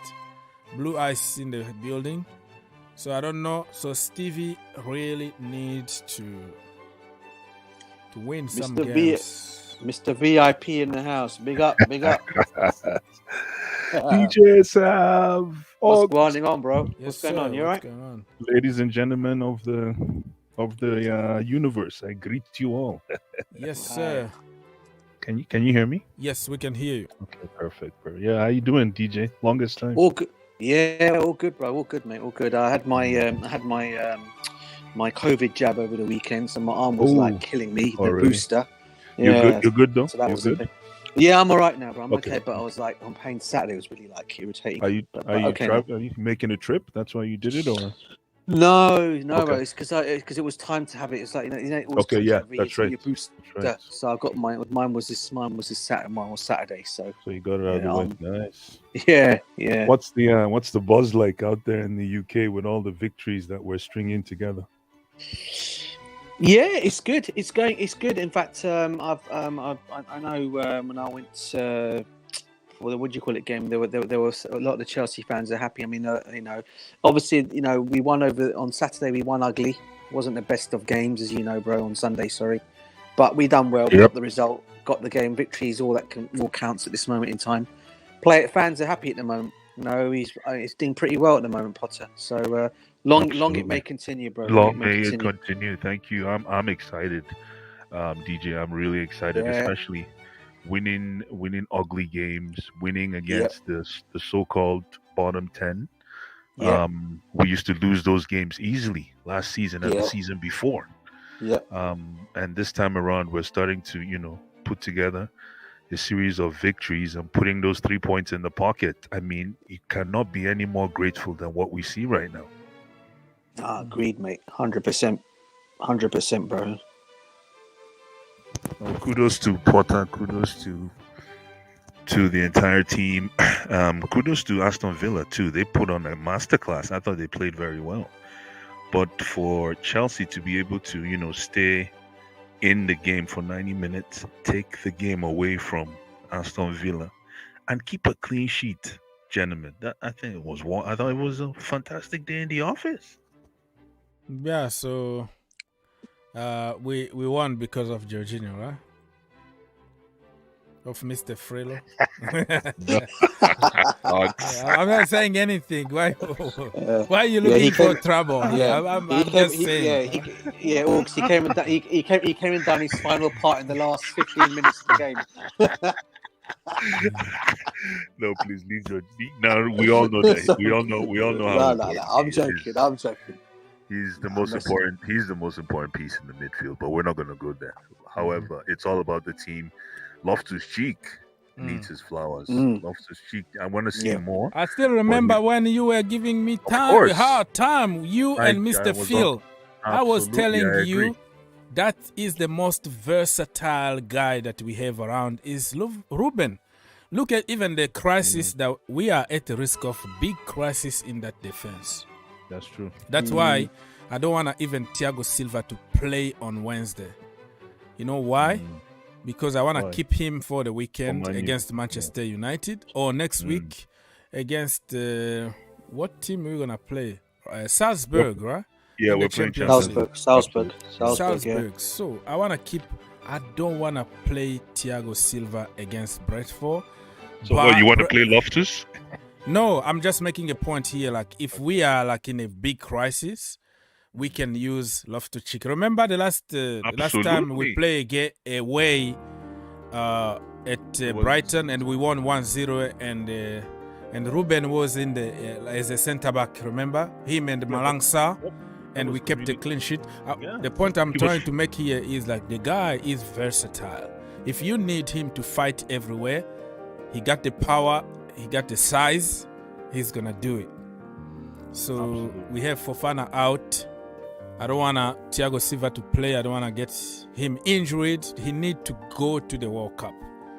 I want to see him really in the World Cup. It's going to be goodbyes for him, the last World Cup. I don't want to see him injured. Rest James is out for 8 weeks or whatever. So if we need somebody in that defense or we want to rest somebody, who knows what Pora is going to do with Ruben. Because of the size. In the defense sometimes you need a little bit of size. And that's true.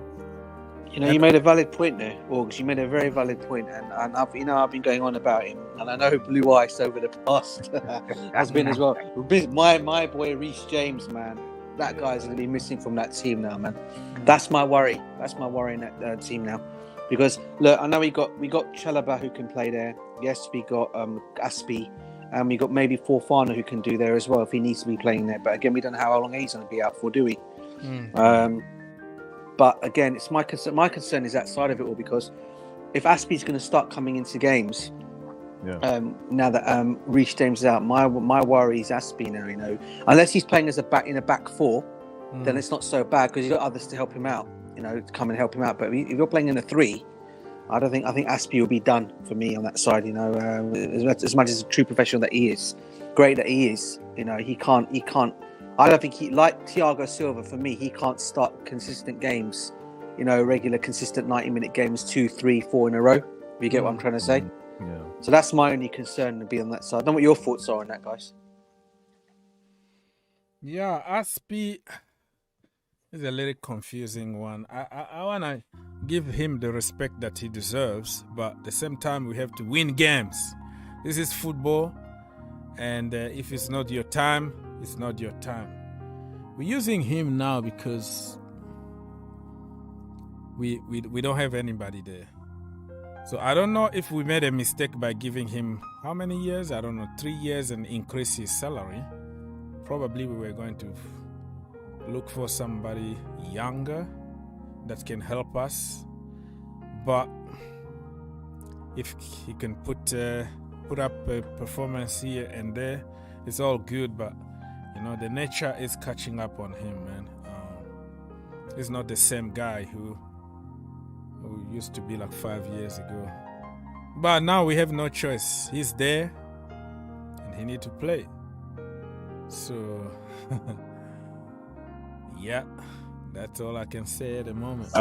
You know, for me, can you hear me? Just let me know sir. if I can't start again.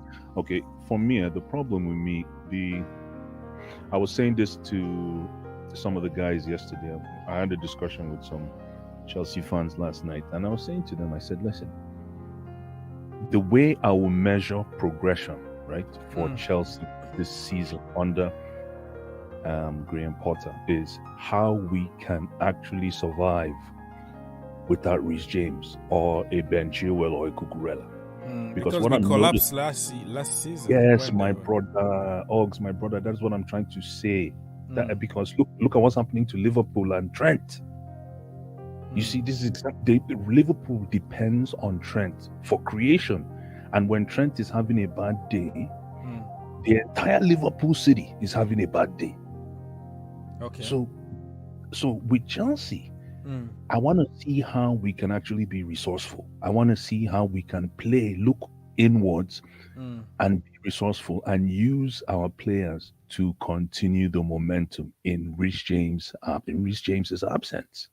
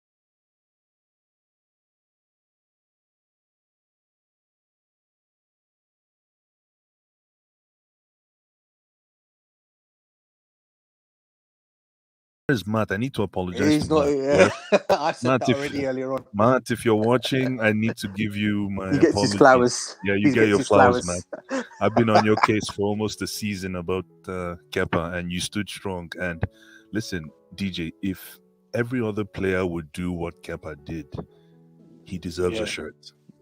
You Yeah. deserve a shirt. You came in, you were humble, you took it on the chin after your little mishap. You lost form, and you were grinding. Yeah. Kepa was basically what I don't like about the Kepa situation is Chelsea fans have very short memories. Like, in order to praise Kepa, they want to just to sabotage Mendy. Like, they are making some compilation videos about Mendy and his mistakes, but they forgot that we got Valid point. Kepa because of we got Mendy because of Kepa's mistakes. So they have their moment, but it's not like, you know, just because he's doing good now and then Mendy become crap and they're calling him criminal, they're calling him all kind of names right now on social media from people who praised him to begin with. People who, you know, why are you gonna forget about the Champions League and about the good moment just because somebody had some mistakes? I hear you, but you see, the problem with me, I'm all about the game, right? But the problem with me is this: Kepa also got it for almost 1 year when Mendy was cooking. Kepa got different kinds of I'm not saying abuse, but Kepa also had the same treatment that Mendy is receiving now. This is the welcome to the Chelsea fandom. So I don't think it's any. Look at Mason Mount. 1 month ago, Mason Mount, I wanted his head. I thought he was want everybody's head. I thought he was below average. Yesterday, I'm calling Mason Mount the best central attacking midfielder in world football today. Yesterday, I said that. So this is a lesson. A lesson. Yeah, it is for a you lesson. guys. It's a lesson, bro. That always, when somebody's having some hard time, we just want them out immediately. But you know, just like anything in life, you're gonna have hard time. You're gonna go through something complicated, but you fight and you're gonna be back. Nothing is gonna be perfect. Herbert is back in the building. Herbert, are you still there?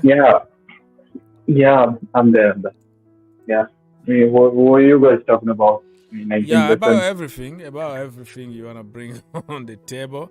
Probably. Big up, Herbert. Why did you draw yesterday? Yeah, big up, man. With Newcastle United. Yeah, that goal from Ronaldo, you think that was a goal or not? I mean, I didn't want it to be a goal. I don't like these kinds of goals. I mean, forget this goal. I don't like any kind of goal in which we are not scoring clearly. I don't even like counter-attacking goals because for the last 4 years, that's what we have been playing. We cannot carve out a team which lays out, 2 lines of back four. So unless we have that ability in that, I mean, most of our goals are very similar. And that type of goals, you cannot score against a good defense, which is what Newcastle showed yesterday. So forget about that goal. That's just Ronaldo, doing for his own vanity. I mean, that guy had 0 chances with the whole game. That's the most concerning thing. I mean, he had a couple of chances like end of the game, but how he is, like when he got hooked off at 65 minutes, not even like 70 or 80. I mean, he got hooked off before Fred. That's what everyone was surprised. So, I mean, look, that goal should not have stood irrespective of. I mean, people are saying like they heard the whistle in the stadium, like, I don't know who the referee was. Craig Pawson, he whistled it. So the ball should have been in play. But I don't want those kinds of goals, man. I don't even like penalties anymore. In fact, that's how bad I feel about United because we cannot score against. I heard the whistle. I think it was a legal. It was a legal goal. For me, if the whistle was true, and then you apply the rules. I mean, look, by the law of the games, it could be standing, but as a fan, I don't want to win a game like that. That just feels at home, especially if it was at their ground, probably I wouldn't mind, but not at home, man. I mean, you should not be relying on those kind of tactics. But look, about yesterday, the reason we drew is because, we don't have a bench basically because we brought in Fred, we bought in and in not in form Sancho, who had a decent game yesterday, but again, and then Ronaldo was there. So I mean, man, Fred, man, I mean, I think his time is over at the club. He's like Ziyech now. You know, and I don't think Chelsea fans want to see him play, and same goes for United fans. They don't want to see Fred play. So, yeah, I mean, it's not all on him, to be honest. Like, I mean, he was good. He was half decent second half, and he should have scored a goal. Like, Rashford put it on the plate. But I mean, now we have Tottenham to face, who are like the most defensive team in the league. I think they haven't seen, they have the least, what do they say, like least ball progression in the opponent's half. They completely rely on Harry Kane and so on and Kulusevski. So, I mean, Conte would have looked at that Newcastle game and he must be rubbing his hands and getting a result at Old Trafford. I mean, we are diabolical at the moment now. We can't score a goal for the life of. Yeah. Hopefully. Who are you playing against this week again? Yeah, that's right. Tottenham. Tottenham Hotspur. Yeah. Okay. Yeah. Okay. Interesting. Our season schedule is the worst one. I mean, I told you yesterday also, like, I cannot remember the last time we played a bottom 5 team. Everyone is in the top 10 since we got hammered against City. So, no respite, man. No respite. All right, people. So the ceremony is really heating up here. Everybody's sitting in the house, all the big names, and they are showing the odd Ballon d'Or winners. Didier Drogba and Cindy are in the house. Didier Drogba to present it. I heard somewhere like it will be either Drogba or R9. One of them is going to hand over the Ballon d'Or to this guy Benzema. There were some rumors going on. Yeah, look at that. Didier Drogba in the building with Cindy, and they are going to present. He's talking, but I can't hear anything because it's gonna be echoes. So probably you are watching somewhere, but it's Didier Drogba's speech now, and we are going to see who is going to be crowned the king. Come on, it has to be Benzema. If they don't give it to Benzema, I'll never watch the Ballon d'Or again. Okay, you're gonna quit football, right? If they don't give it to Benzema, come on, man. Okay, so let me remind people who are just listening or who didn't know what is happening, who were just waiting for the main event, but we had already some, the pre-event. So three people or 4 people got the same amount of vote, so they are all grouped as 25th. So we don't have a 30th because there are 30 people nominated, but because many players had the same amount of voters, so they have to put them together. So starting by 25th,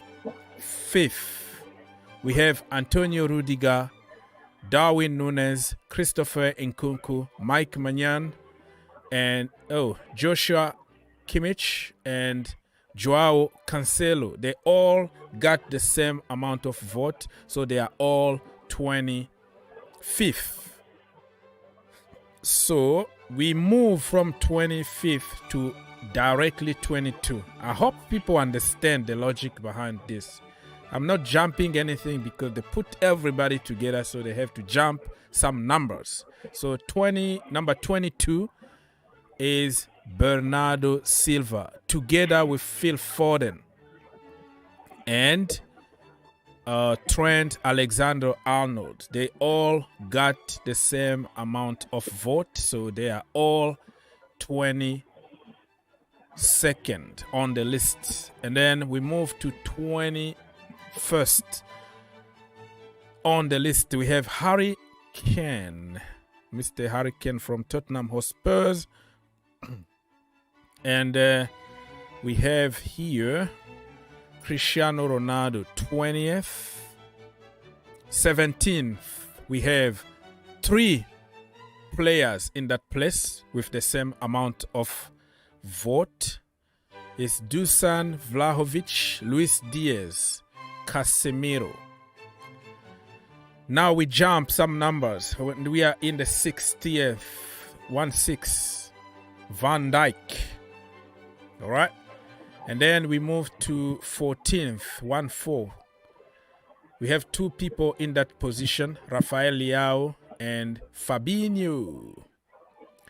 Number 13th, we have Mr. Sebastian Haller, the brother from Ivory Coast / France. And then number 12, we have Riyad Mahrez, Manchester City and Algeria. Number 11, we have Human Song, Mr. Sonny from Tottenham Hotspurs. And top 10, we don't know yet. Top 10 is going to happen right now. So the big Ronaldo is there to give the trophy of the young Kopa trophy. They're going to give it to somebody.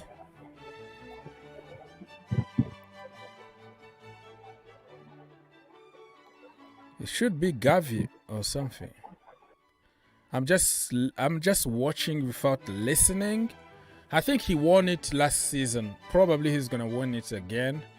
But sometimes they call the previous winner to give the trophy to the new guy. But Gavi is there, so I don't know if the trophy is gonna go back to him or they're gonna give somebody else. If somebody is watching from your TV and listening to what is happening on TV, you can tell us more, because I can't listen. I can't hear anything. Otherwise, it's going to be a lot of echoes and a mess, a total mess here. All right. So, Big Ronaldo is talking right now. They just showed some. Yeah, I think Gavi won it.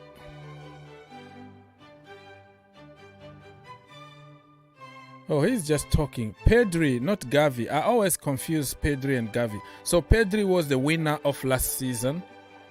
Now he's there in front and he's talking. So what happened is the holder, the trophy holder, will be there to give the trophy to somebody else. So if you win it back to back, and then the trophy is going back to you.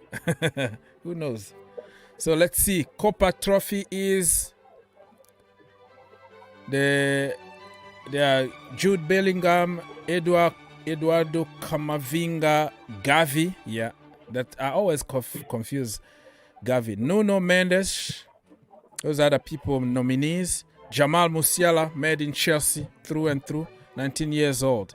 So Bellingham, Camavinga, Gavi, and who else? Who is gonna win it? Probably if somebody knows about it online somewhere, but I can't tell anything. I can't hear anything. So Big Ronaldo is checking on the envelope, people. And the winner is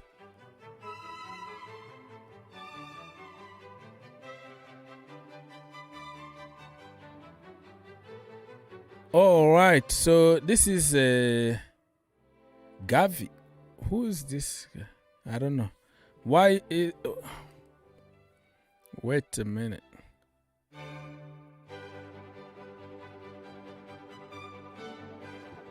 So another kid from Barcelona here winning this. He's giving his speech. So I think it's Gavi. Yeah. Gavi win it. And last season was Pedri. The president, Barcelona president, is crying. Why are you crying, big man? Why are you crying? So Gavi, Barcelona youngster, is going to win it, or he won it already. Gavi is the winner of the young player of the year, called Kopa Trophy. Kopa Trophy goes to Mr. Gavi.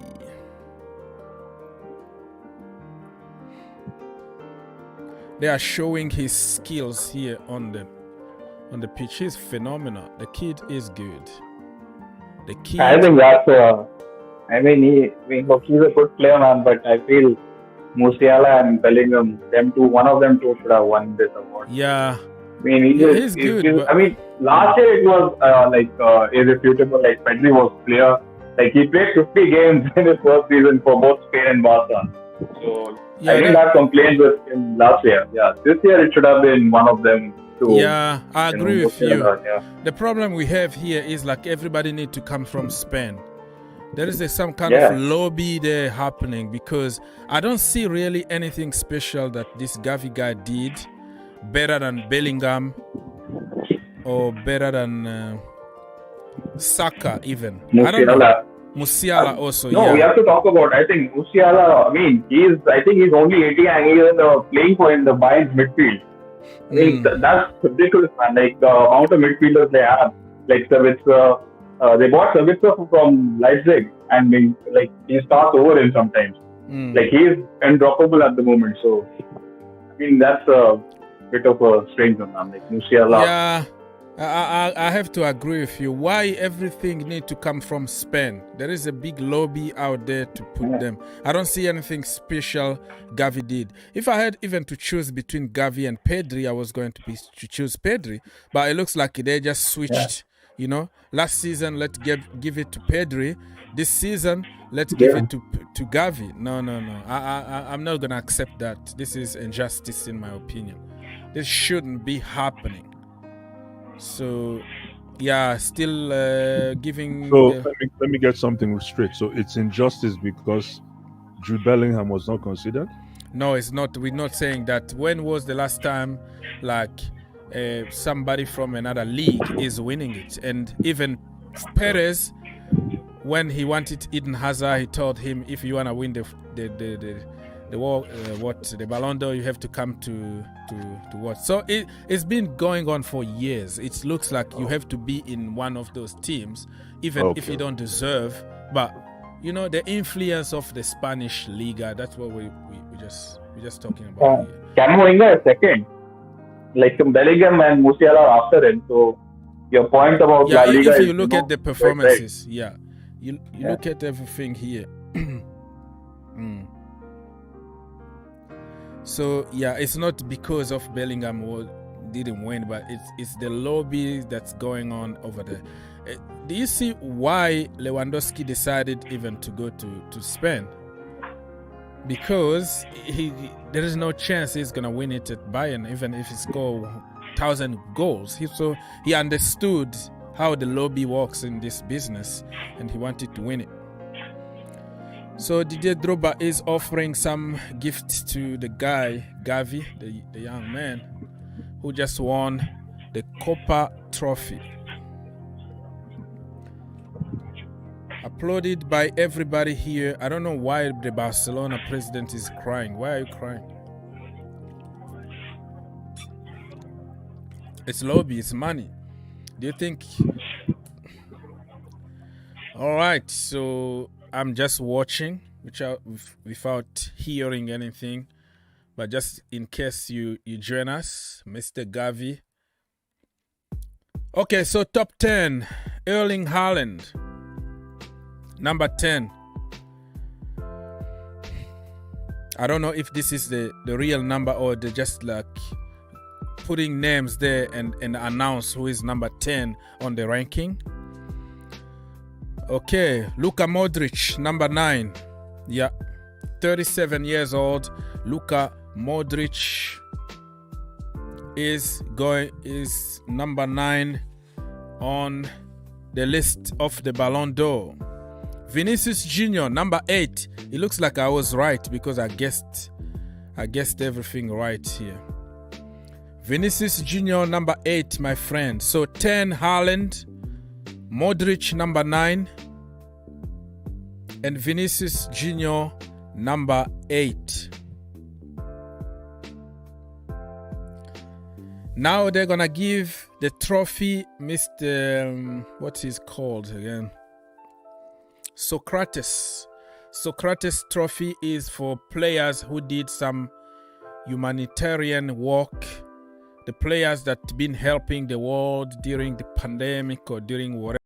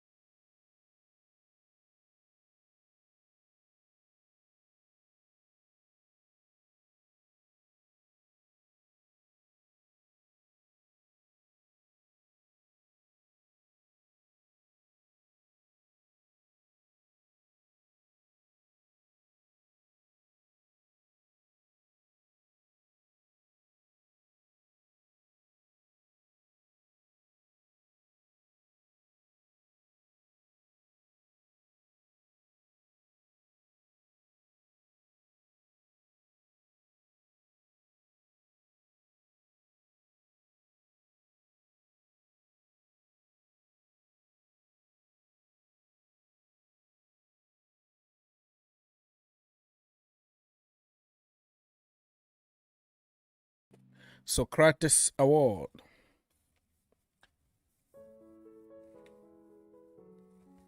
It's going to be given to who? I don't know. If you know already, you have to let us know in the comment because I can't hear anything. From my TV silence. Sorry, bro, the battery died. No problem, Mr. DJ. John, Mount should have won it. This is a banter. This is a banter. Comment se pourrait ne pas être le prix Pushka sérieux? Oh, you're talking about Payet goal should be the Puskás award? Okay. Herbert here early on, he commented on AC Milan director Massara on Rafael Leao contract. He said, "We are confident to reach an agreement with Leao and extend his contract.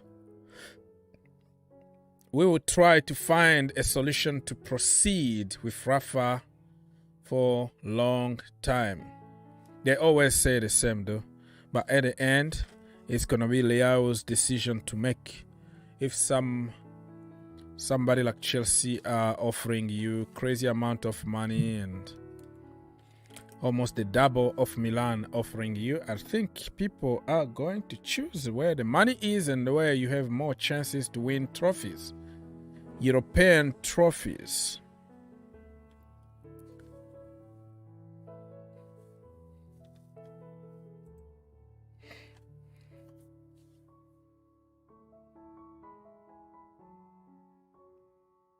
Sadio Mane. Mane is the winner of Socrates Prize because the guy is doing a wonderful job in Africa, helping hospitals, building schools, clean water, and everything. So congratulations to my brother Sadio Mane for winning the prize, the first prize of Socrates.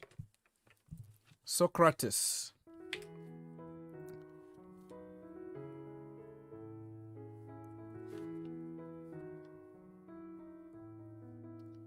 So Sadio Mane won the Socrates Award.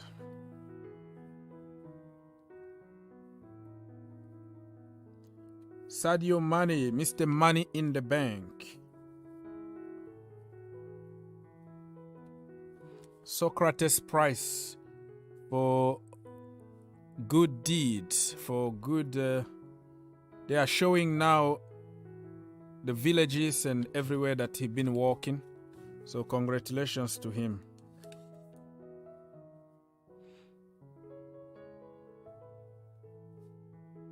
All right.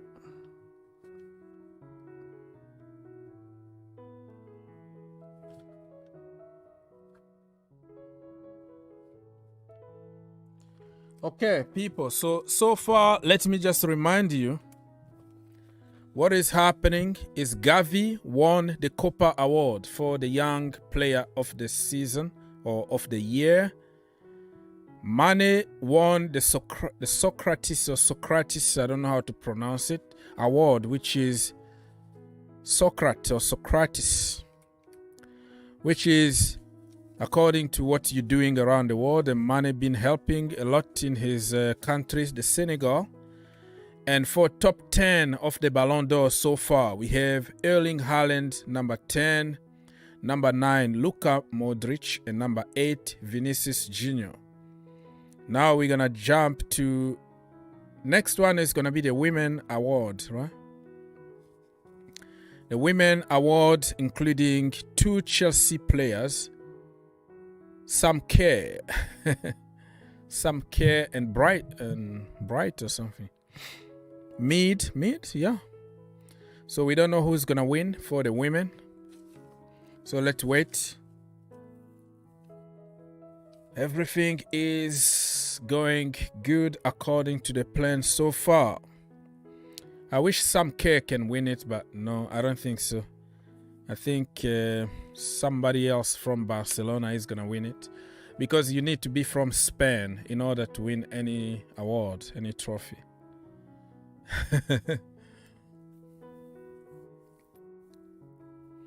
Didier Drogba and Shevchenko. Mr. Shevchenko is coming to give the Ballon d'Or for the women.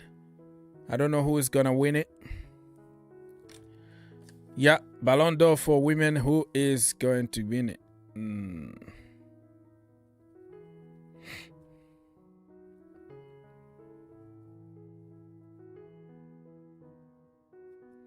Women Ballon d'Or. The winner is what?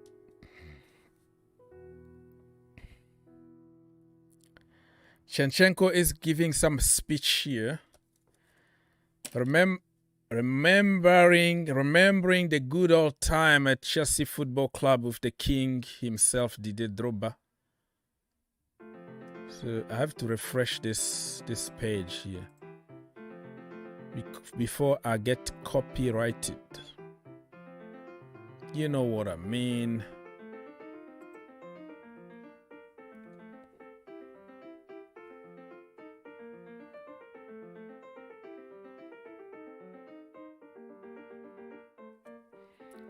Sadio Mane, Mr. Money in the Bank. So Shevchenko is a Ballon d'Or winner, by the way, 2004. Before he moved to Chelsea Football Club, he was already a Ballon d'Or winner. That's why Mr. Abramovich really wanted to buy him. He did okay at Chelsea, not like wow, but he did what he could. And when you play with somebody like Didier Drogba, you know, it's not an easy task because it's the king, it's Drogba, you know what I mean? Sadio Mane, Socrates Award given to Sadio. So I think Shevchenko is giving some emotional speech here because he looks very, very sad and touched, probably by what Drogba is saying. I can't hear it, but probably he's talking about something about his country and what is going on in Ukraine. So it looks like a very, very emotional moment for Shevchenko. He's even crying. Very emotional. So I don't know what he's talking about because I can't hear anything from the screen. Just to avoid echoes your side, but it looks like the speech been really touchy. Very, very touchy. So Shevchenko is going to give the Ballon d'Or for women to somebody that we don't know yet. So we're going to have to wait and see. People, if you can help your brother get 100 likes, I will much appreciate it, man. It doesn't cost us anything. Let's do it. Yes, we can. Let's smash that like button. Let's smash that like button. Let's get to 100 likes, my friends, brothers and sisters. Yes, we can. Yes, we can do it. Get the job done, Sadio Mane. So I don't know what's the price. So the Women World Cup is given to the same as last season, right? She's coming to collect it.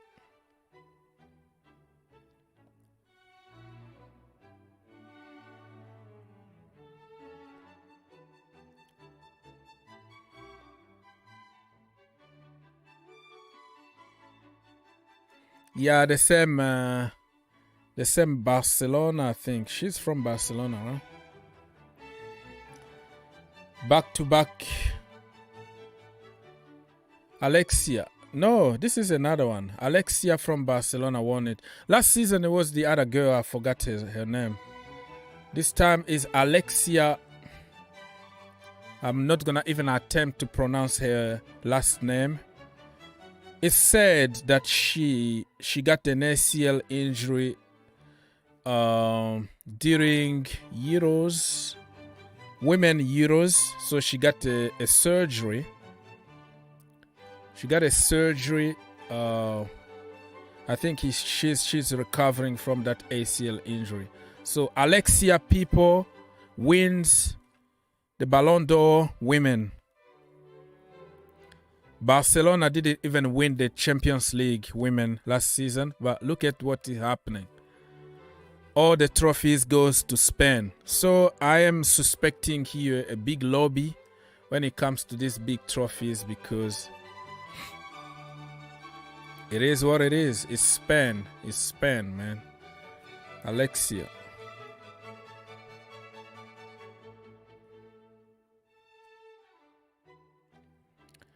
So her mom actually got a tattoo of her name, Alexia. She's giving a very emotional speech here. Congratulations to Alexia. Alexia Putels. So yeah. I can't pronounce her last name, so apologies. Karim Benzema. Look at this picture. Tells everything you wanna know. This picture here shows how he was at the backside, always promoting other people, helping other people, pushing other people, and he was always at the back room. Now that he's not in the shadow anymore, it looks like this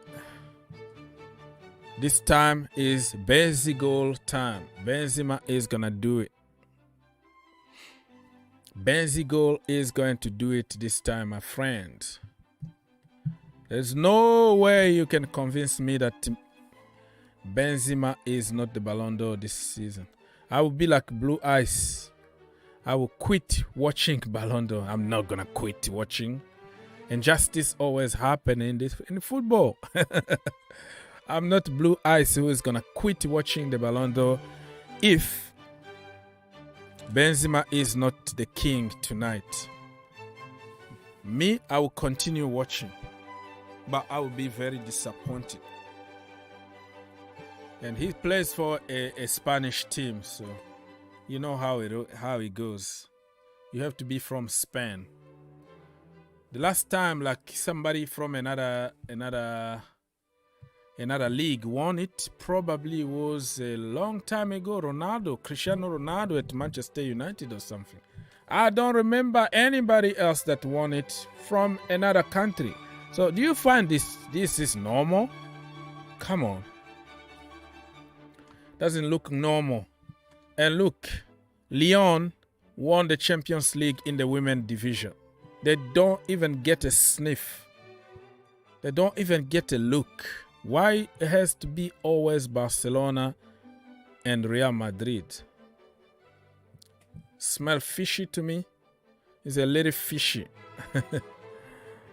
So congratulations, Alexia, for the women Ballon d'Or. So they are showing how she started school, family, and all the good stuff. So in the meantime, I will remind you what happened. Gavi from Barcelona won the Kopa trophy, which is the young player of the year. Mané won Socrates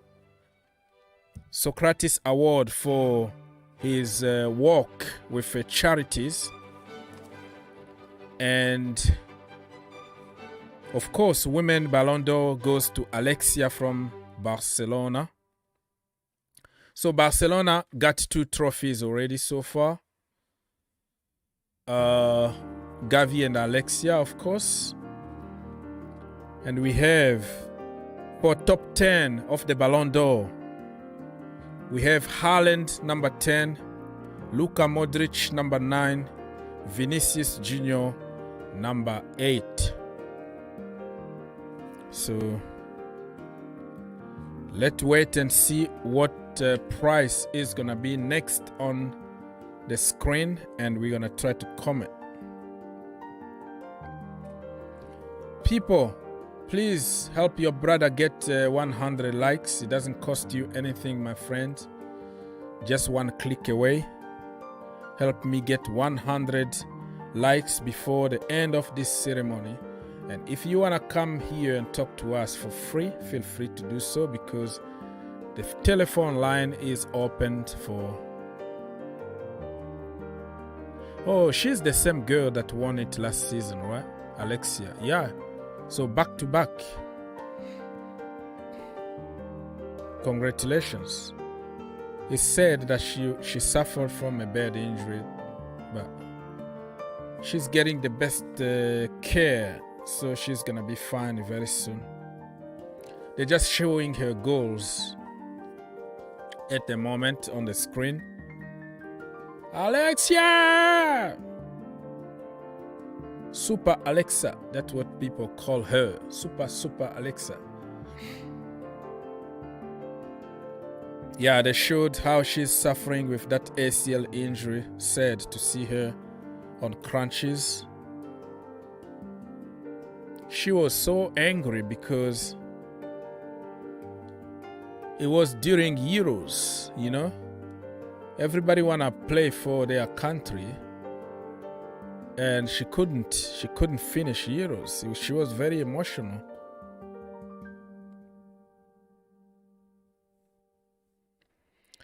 Mama is in the house supporting the daughter, which is normal. It's a family thing. So she's giving a speech, emotional speech, of course, thanking family, friends, teachers, and everybody that made it possible until this level. So yeah, congratulations to you, Alexia. So we're still waiting for the countdown to number 1. So far, number 10 Haaland, number 9 Modric, number 8 Vinicius Junior, and they're gonna announce number 7 and 6 and 5 and 4 and until the end. We don't know what is gonna be the next prize. Is that going to be yashin, which is for the goalkeepers, or I don't know yet because I can't hear anything. So let's wait and see what is going to happen. Paris is light. Yeah, commercial. We are on a commercial break here, people. Commercial break on TV, which is annoying, really. But you know what? You make money because of publicity on TV, right? So you have to understand that they need to make some money here, right?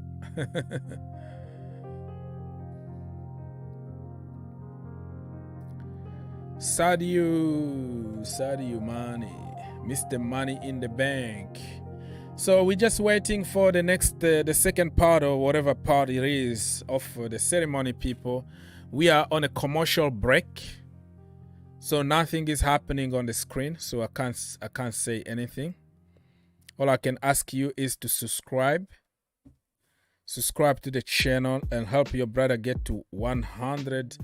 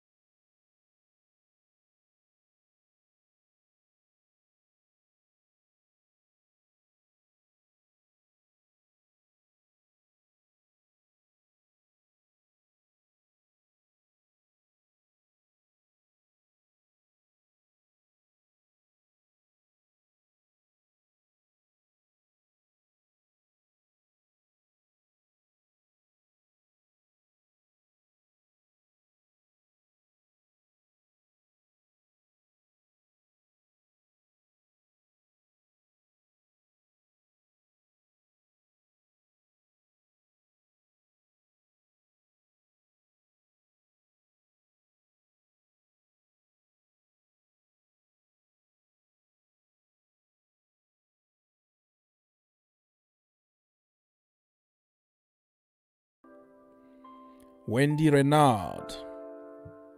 Eda, number 7. In the ranking of women World Cup. What are you doing? Gavi is touching alcohol? No, you are too young to touch that bottle of champagne. Gavi is like, how old is Gavi? 18? 19? You're not even allowed to buy alcohol in America, bro. Stay away from that big bottle of champagne. Number 5, Eitana Bomati. For the women, Ballon d'Or, as you can tell here, Sam Kerr is number 3, which is sad. I wanted Sam Kerr to win it because she is a Chelsea player. Sam Kerr, number 3, sad, man.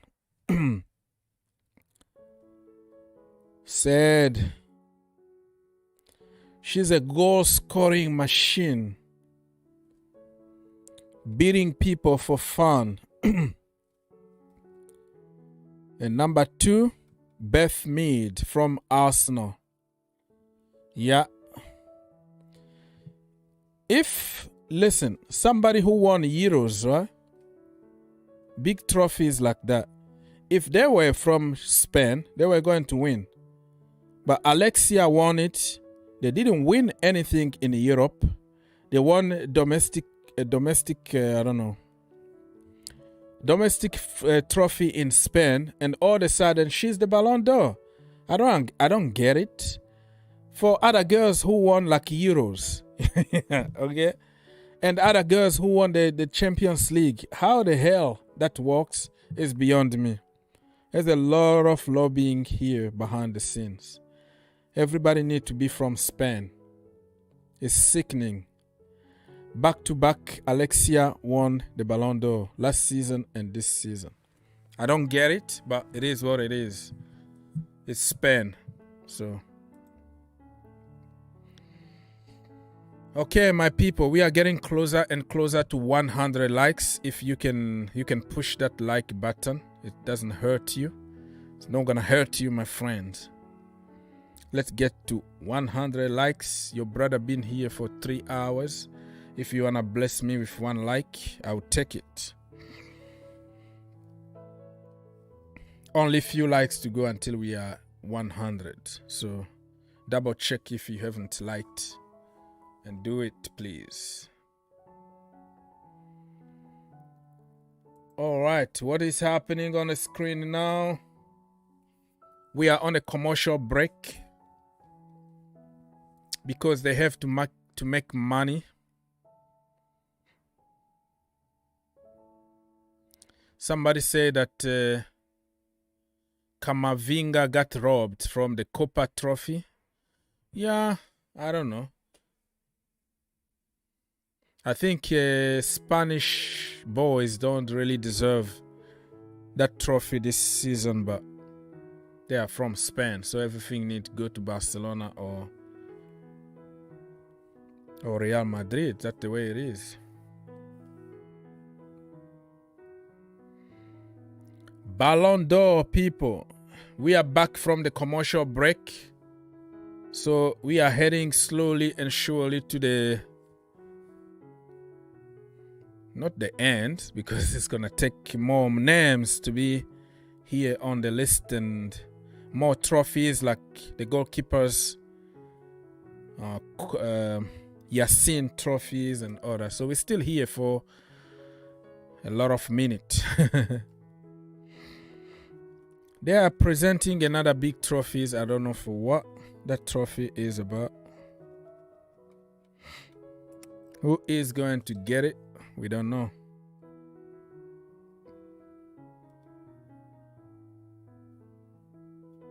Ballon d'Or, people. Kepa deserves a Ballon d'Or according to my people here, Chelsea fans.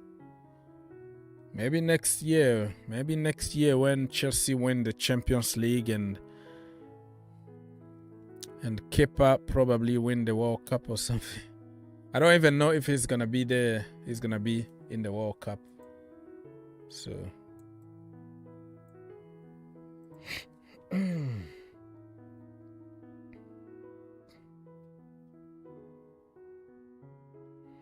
This is the most useless page on the internet right now. Is this Ballon d'Or page? Looks like somebody already stopped updating like an hour ago. So what is your job? You are the official website or official Twitter account. Somebody need to be there to update all the time, every minute. So you got you got just the update from just individuals. Not fair. So Gavi won it, Kamavinga second, third Jamal Musiala, fourth Jude Bellingham, and I'm talking about the Kopa trophy for the young player of the season. Bukayo Saka is 8th. Nuno Mendes is number 5. Florian Wirtz was like number 10th or something like that.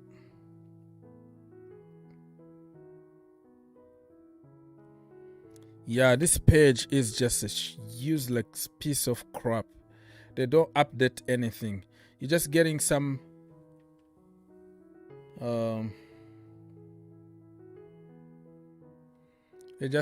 just getting update from like individuals, not like from official people.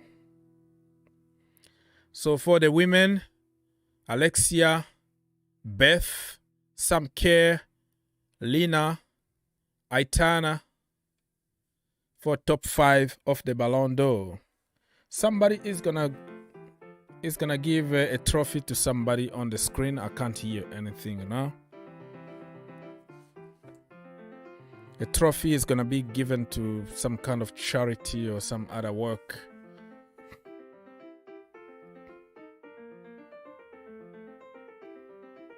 Ballon d'Or. People are making all kind of edits here.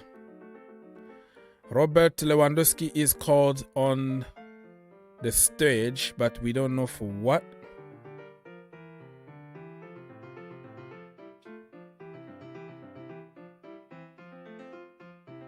He's kissing some ladies. Mbappe is not even smiling today because he knows that he's not gonna win. So Robert Lewandowski is talking. I don't know if he wants one of, I don't know what kind of trophies.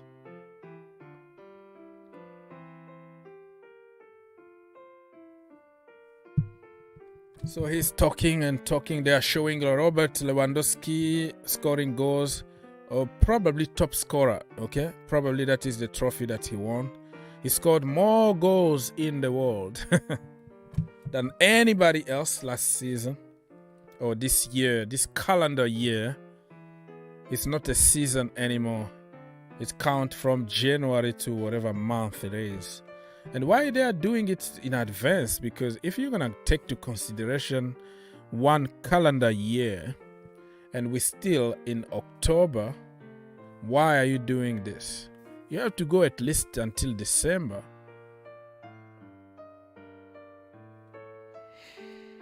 So Robert Lewandowski was robbed the Ballon d'Or twice, according to the comment that I see here online. The year that the Ballon d'Or was cancelled, I think in 2000, and last season, many people say that that was Robert Lewandowski instead of Leo Messi. You can make your case. I'm not going to get to that debate, but I respect people's opinions.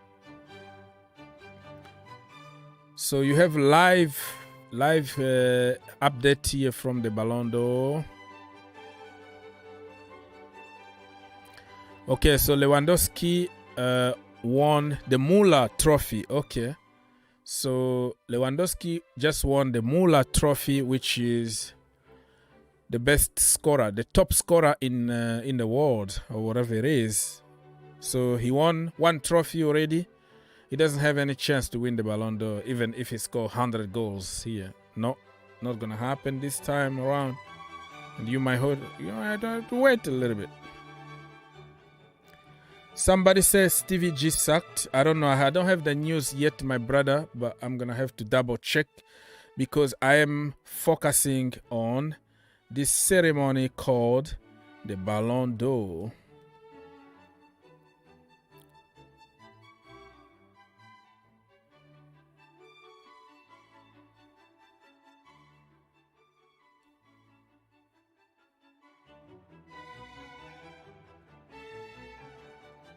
I just don't get it. The fact that everybody need to come from Spain.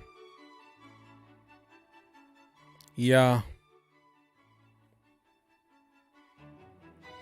And some care even had a better season than that Alexia girls. So the lobby here, man. The lobby here makes me sick, you know.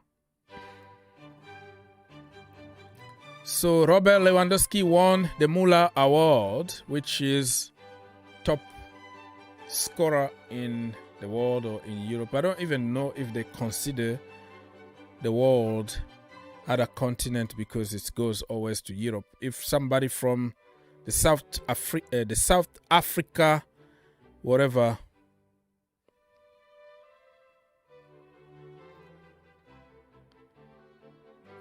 Premier League, I think they don't really rate them. They don't really give them all kind of prize because they are from somewhere else. So this is injustice here, right?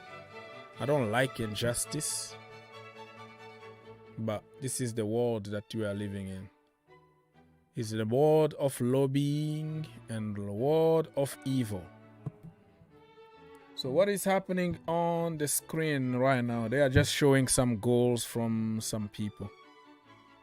Yeah, just Lewandowski goals. Lewandowski. They are showing his goals. Lewandowski, if you know what I mean. Robert Lewandowski scores a lot of goals for fun. People, help your brother get some more likes, okay? It doesn't cost anything, my friends. It's just gonna take you 1 second to do it. Oh my goodness, I might be copyrighted here because of what is happening. I'm not supposed to show those images there because people are gonna get you copyrighted.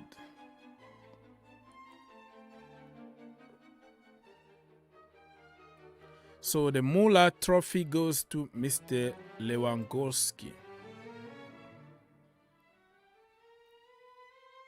Let me zoom this. This is for the women, if you wanna know.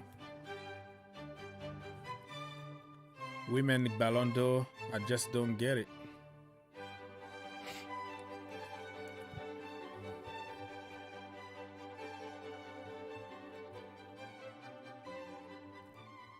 So just imagine if like Lewandowski plays with Kevin De Bruyne. That is going to be something else. Just like Erling Haaland is going to be something else with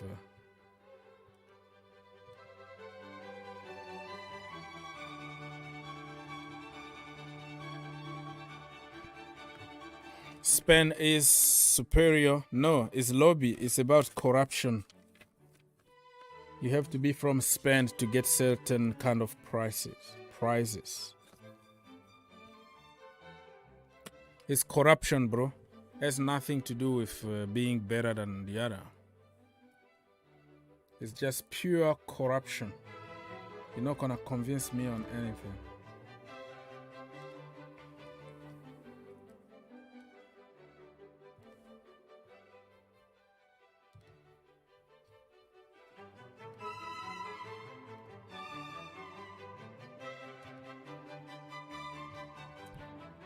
That girl didn't do anything. She got the trophy. What the heck? Okay, what is happening now?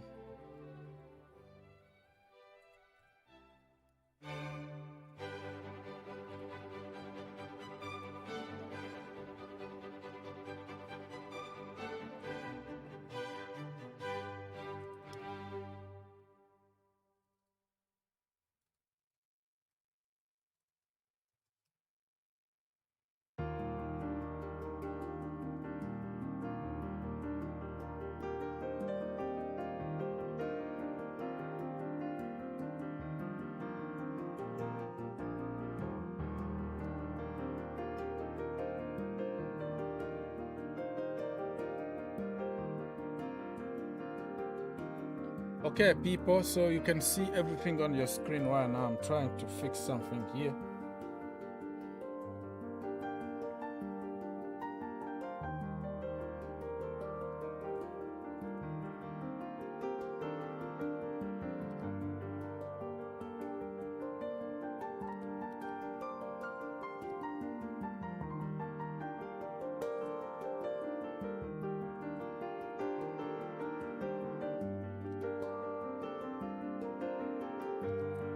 Okay, done. Now I can go back and continue the ceremony. Sebastian Haller been given some kind of trophies because he's fighting with cancer at the moment. For people who don't know, Sebastian Haller is the guy that signed for Dortmund from Ajax, and he got cancer. I'm not gonna get to details, and he's fighting now. He's doing good. The treatment is doing very good, and it's happy to see him get some kind of award here. He's fighting very hard. He's a strong man. He's gonna beat the damn cancer, okay? I'm sure about it. He's from Ivory Coast, just like Didier Drogba.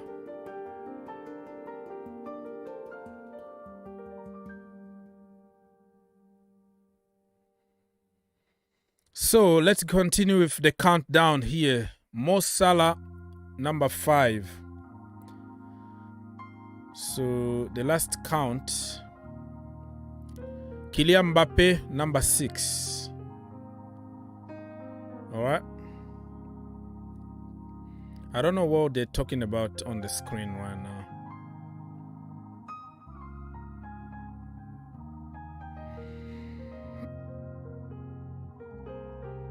Let's go to Ballon d'Or, ceremonie. Bam, bam, bam.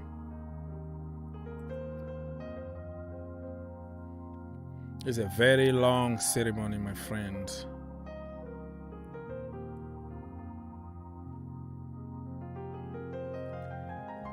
Thibaut Courtois, of course, is going to win this yashin trophy for the best goalkeeper, for sure. There's no even a discussion about this thing, you know. Mo Salah, number 5. Kylian Mbappe, number 6.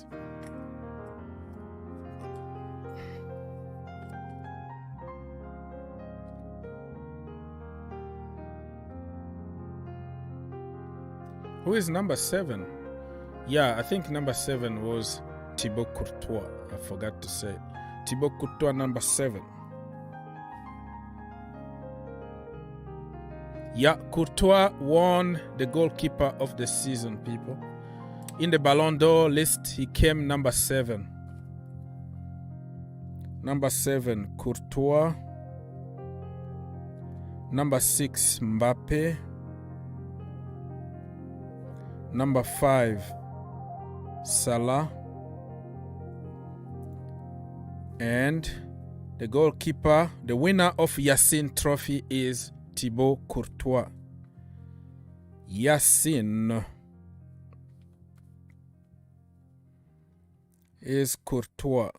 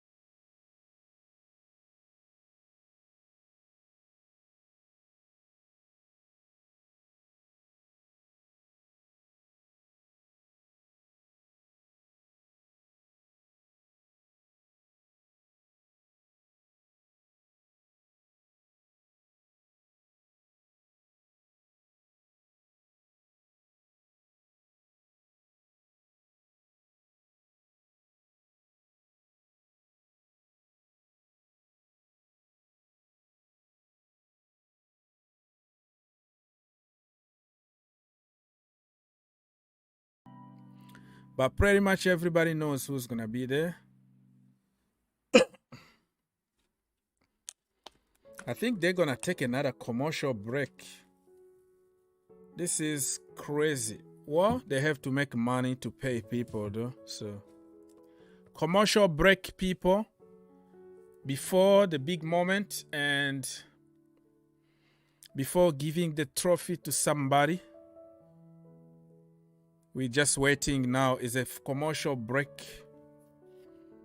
So, I'm going to have to remind you. Tony Rudiger, number 25. Number 25 again, Darwin Núñez.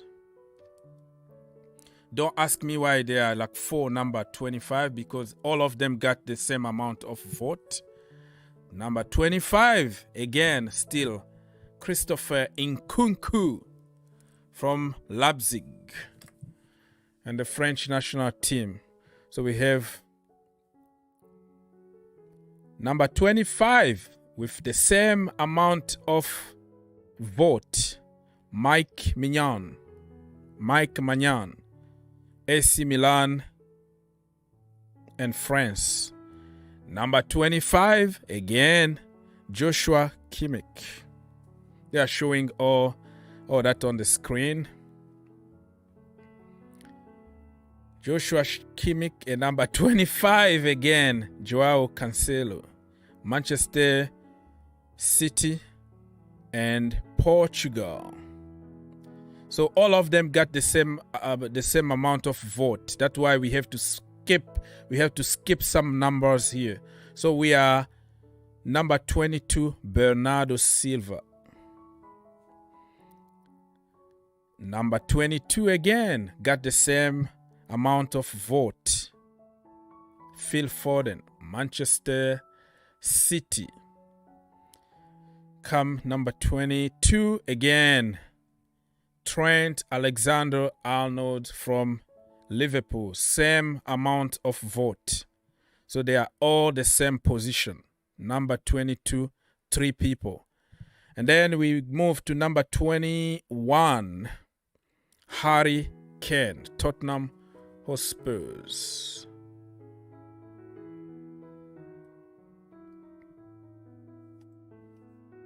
Tottenham Hotspurs.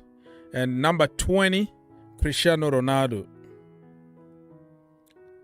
Cristiano. And then we have number 17 because we have to skip a lot of numbers because there are so many of them that got the same amount of vote.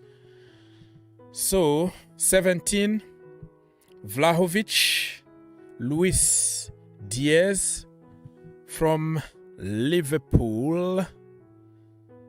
Number 17 again, Casemiro from Real Madrid / Manchester United / Brazil.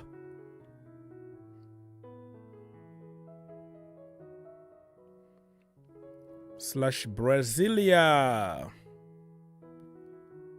Why? Number 16, we have Mr. Van Dijk. He was alone, so we have to skip and go to number 14. 2 people here, Fabinho and also Rafael Leao. Number 14. Number 13, 1-3, was Sebastian Haller. Borussia Dortmund, Ajax, and Ivory Coast. La Côte d'Ivoire. And number 12, it was Ryan Mahrez. Manchester City and Algeria. Number 11 was Heung-min Son, Tottenham Hotspurs. Sonny.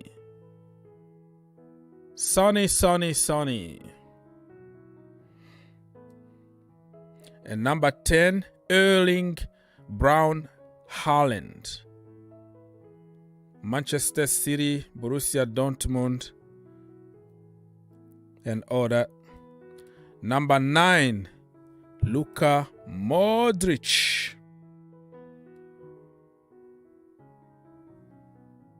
Lucas Modric. Number 8, Vinicius Junior, Brasilia and Real de Madrid, Madrista. Number 7, Thibaut Courtois, Real Madrid and Belgium.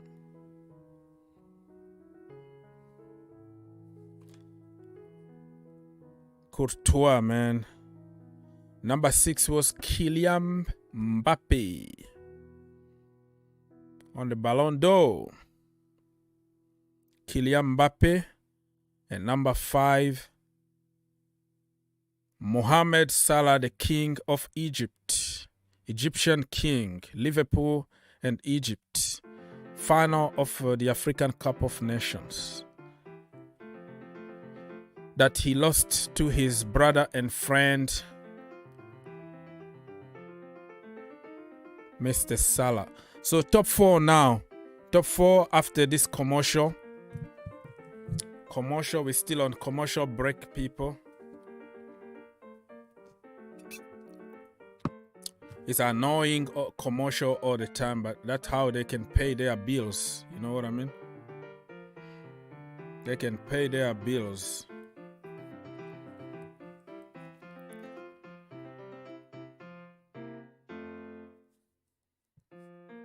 So we're still waiting. It's on commercial for the women.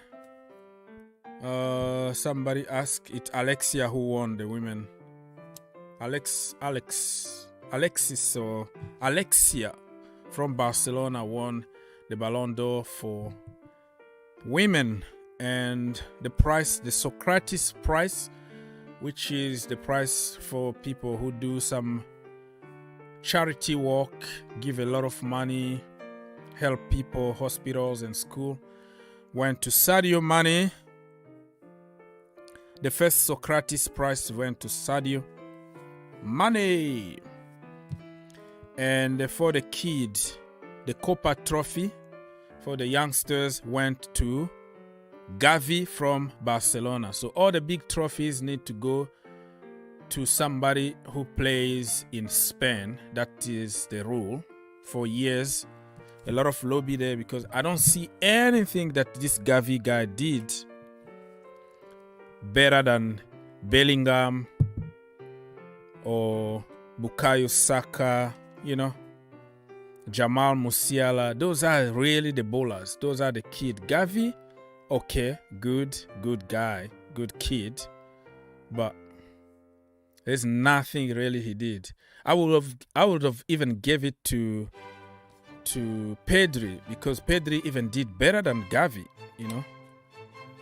Pedri won it last season, so this season they just switched and gave to somebody else from Barcelona just for the commercial reasons, but there's nothing.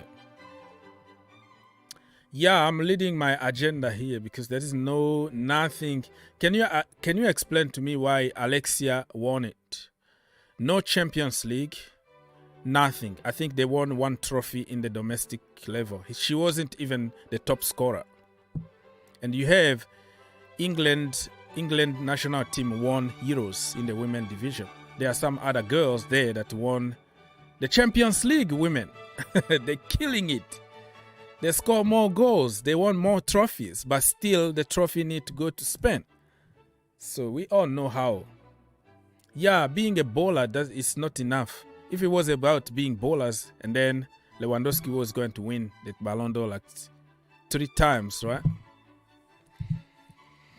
So, yeah, we all know what is happening. People, please help your brother get some likes, okay? It doesn't cost anything. Only 1 click away. We are on a commercial break. I'm going to leave immediately after that. Yeah, we are back. We are back again. Figo is giving some kind of speech here. I can't hear anything because I have to keep up with this. Club of the year, of course, it's going to be Real Madrid. Last season, it was Chelsea because they won the Champions League. So this season, 1 more trophy out of Chelsea is going to be the club of the year. Madrid, of course. How can you even say anything. Last season it was Chelsea. This season it's going to be Real Madrid for sure. Club of the year, Real Madrid.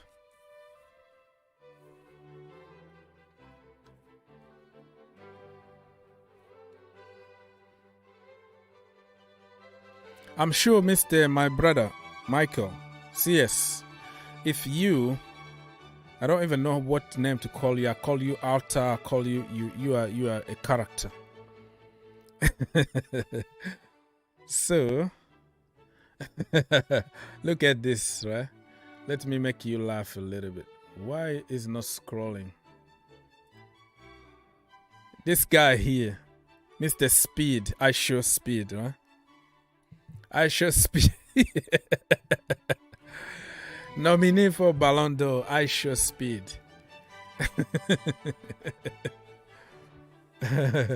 19 years old from the USA. This is funny. So listen, my brother, if that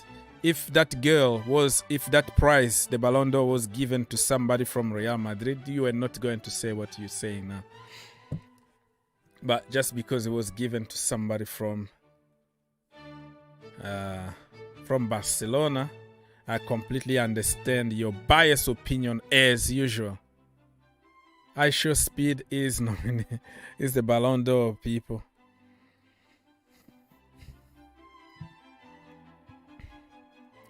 So they are showing some goals and some stuff on the screen that I can't even understand. They are showing Manchester City celebrating and all the good stuff. They won the league in England. They almost won the Champions League. Barcelona can't afford to pay for these things. Well, they can lift another economic level somewhere, borrow money, sell their slips, sell their underwears and all that. And then they're gonna get money. Trust me, Sam is not lobbying. It's a lobby, man. It's a big lobby here. So they are giving something to a foundation. There's a Manchester City or something. They are giving them some kind of prize. Kevin De Bruyne in the middle. He's gonna give a speech.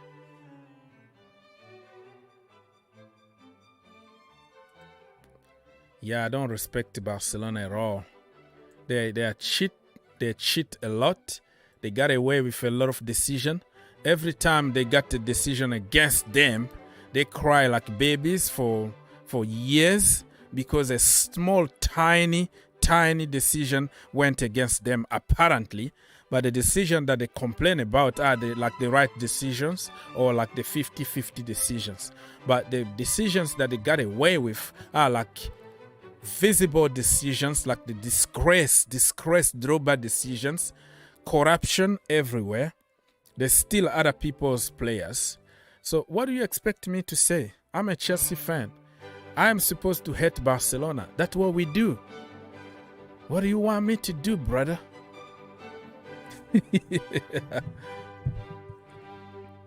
Technical director of Manchester City is talking now. I think Manchester City got some kind of prize here. Probably the club of, I don't know. They won the club, the club of the whatever. I don't know. I don't care. So yeah, I'm today on your case, bro. You're not gonna get away from this one. I'm not gonna let you off the hook. You cheat a lot, you complain a lot every time. You want everything to be about you, and you. You steal people's players. You influence other people not to sign a new contract so you can get them on free. Just the way you're talking to Kante, you're talking to Jorginho, you influence, you prepare the ground in advance, you go behind, you do some illegal stuff It's not even permitted to talk to players. You go through their agent. You force them not to sign contract so that you can give them big bonuses, big sign-on bonuses. That's the way it is. Manchester City won the Club of the Year. I don't know for what, but it is what it is. Edison is talking.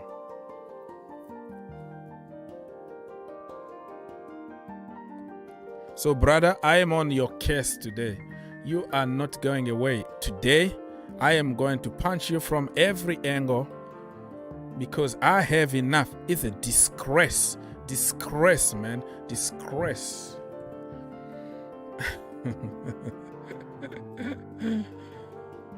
I hope Chelsea gets relegated to the championship. Yeah, even in the championship, you know what? You are going to find me in the championship, even League One. You're gonna get me here, same place, supporting the Blues, enjoying my football in the championship or League One or League Two. Blues always. Yeah. I don't care about relegation. But you should be even liquidated. You should be instincted from the human civilization, whatever it is. You should be really sent to, I don't know, oh man, the Ballon d'Or is here. Zidane is bringing the Ballon d'Or to Drogba. That means Benzema is gonna win it. Look at Benzema. They show Benzema. Zidane got the Ballon d'Or, people. He's gonna give it to somebody. His brother, Karim Benzema, for sure.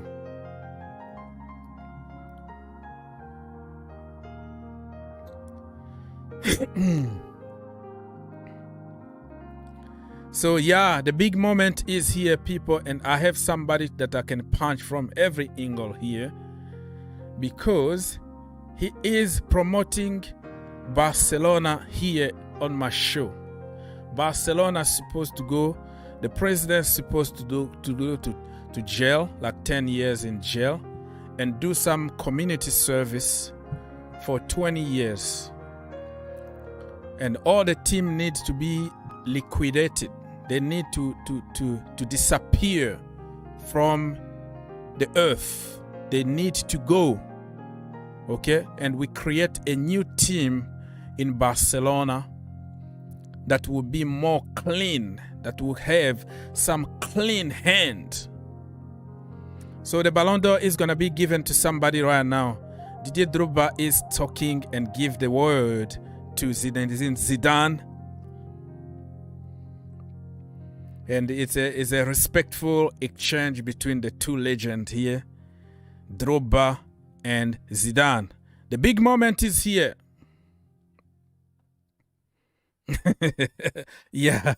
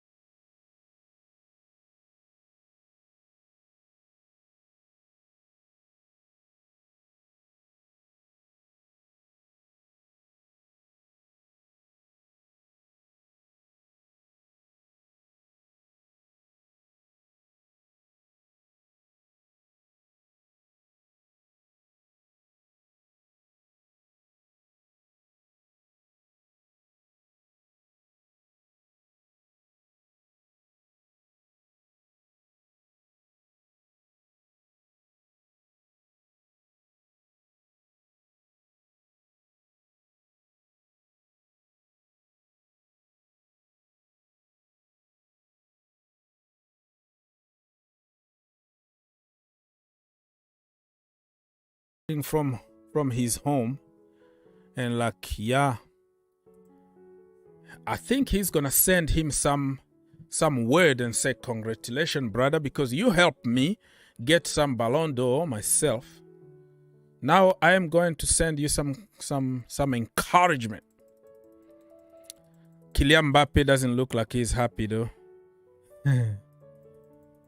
Didier Deschamps is in the house. I don't know what's been said. Listen, I can't put any sounds here because I don't want to be copyrighted. Karim Benzema! Finally. This is the shirt, you know. Karim Benzema at the back of the shirt. Nah.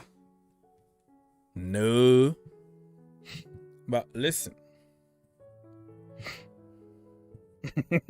Go back to sleep. Going back to sleep. Yeah, I'm gonna go back to sleep myself too.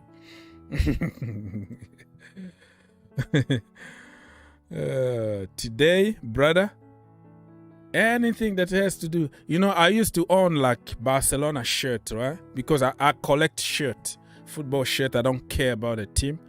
But since those injustice and them getting away with stuff, I decided not to collect Barcelona shirt anymore. I'm done with Barcelona. You know what I mean? That's how hard it is. So, Karim Benzema people, it's celebration time.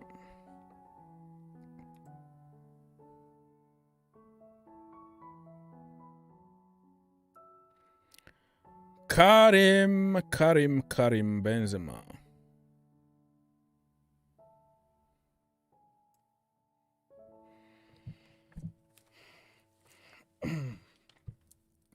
The Ballon d'Or winner 2022. The man himself, Mr. Karim Benzema. So I'm just watching here and celebrating with you at the same time.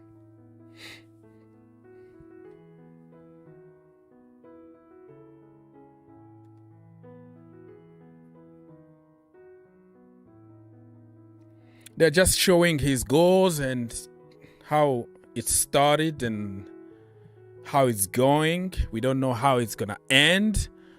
How it's going to end is him getting a new contract at Real Madrid and play there for 2 more years and probably move to America in a couple of years from now to finish his career.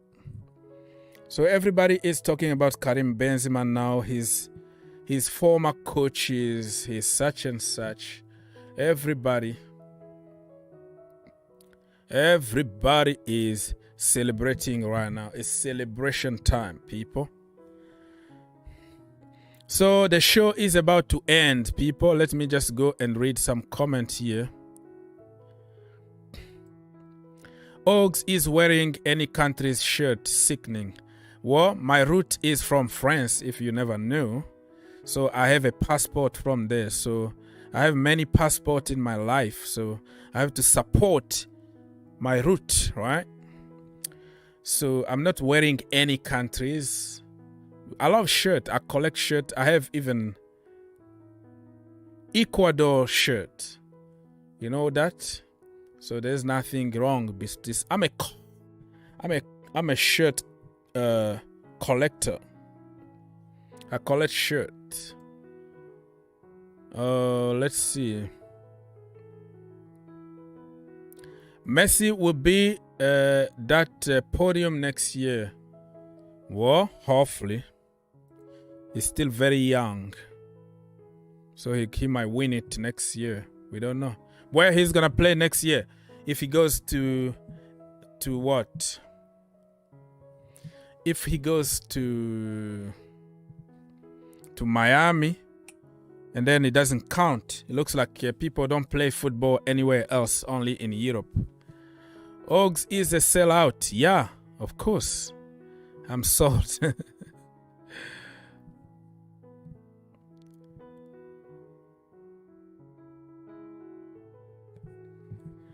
All right, people. So Jose Mourinho is talking. Everybody is talking about Real Madrid, giving some good word about the guy. Ancelotti is talking. So people, if you're happy about me spending 4 hours here for the community, if you want to help me, help your brother, please click that like button. Because the ceremony is almost over. So I'm still very curious. It just makes me sick to even watch the goals that he scored against Chelsea Football Club, the goals that Mendy passed the ball to him a few times. Some stupid goals that we gave away from against, I don't know, man. But it is what it is. It's in the past. So. Karim Benzema, are you going to give us the list of top 4 or not? Because we know number 1. Now, still need to know number 2, number 3, and number 4.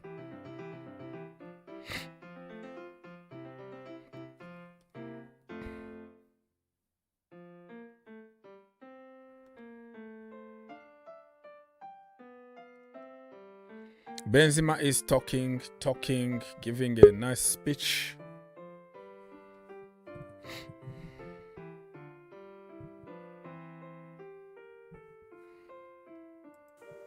Andrew, my brother, what's going on? What's going on? Andrew, oh, you brother. Have What's going equals. Close some windows from your laptop. Oh yeah, I just closed it. Yeah. We should be good. Okay. Yes, we good. You put the poll, I picked Mbappe or Ronaldo, but that didn't happen. Yeah, it didn't happen. Benzema won it. Yeah. So it's over, people. It's over. The poll is over. 65%. Oh no, 67 people voted for Benzema. So I think Benzema's mother is coming to the podium now to say congratulations. Very emotional moment, family moment here.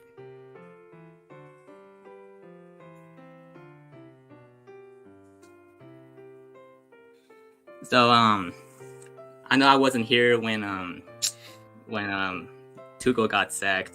Mm-hmm. So what was your initial thoughts like when that happened? Initial thought about this guy, about Tuchel getting sacked, right? That is your question. Yeah. So my initial thought was, I'm not surprised. I'm a Chelsea fan. That's what we do. We have to expect every 18 months to sack somebody, get the momentum, win something, and move to the next one. I'm at a point that I don't feel anything anymore. Like I don't really care about who's gonna get sacked. But I saw it coming. It was kind of coming because Thomas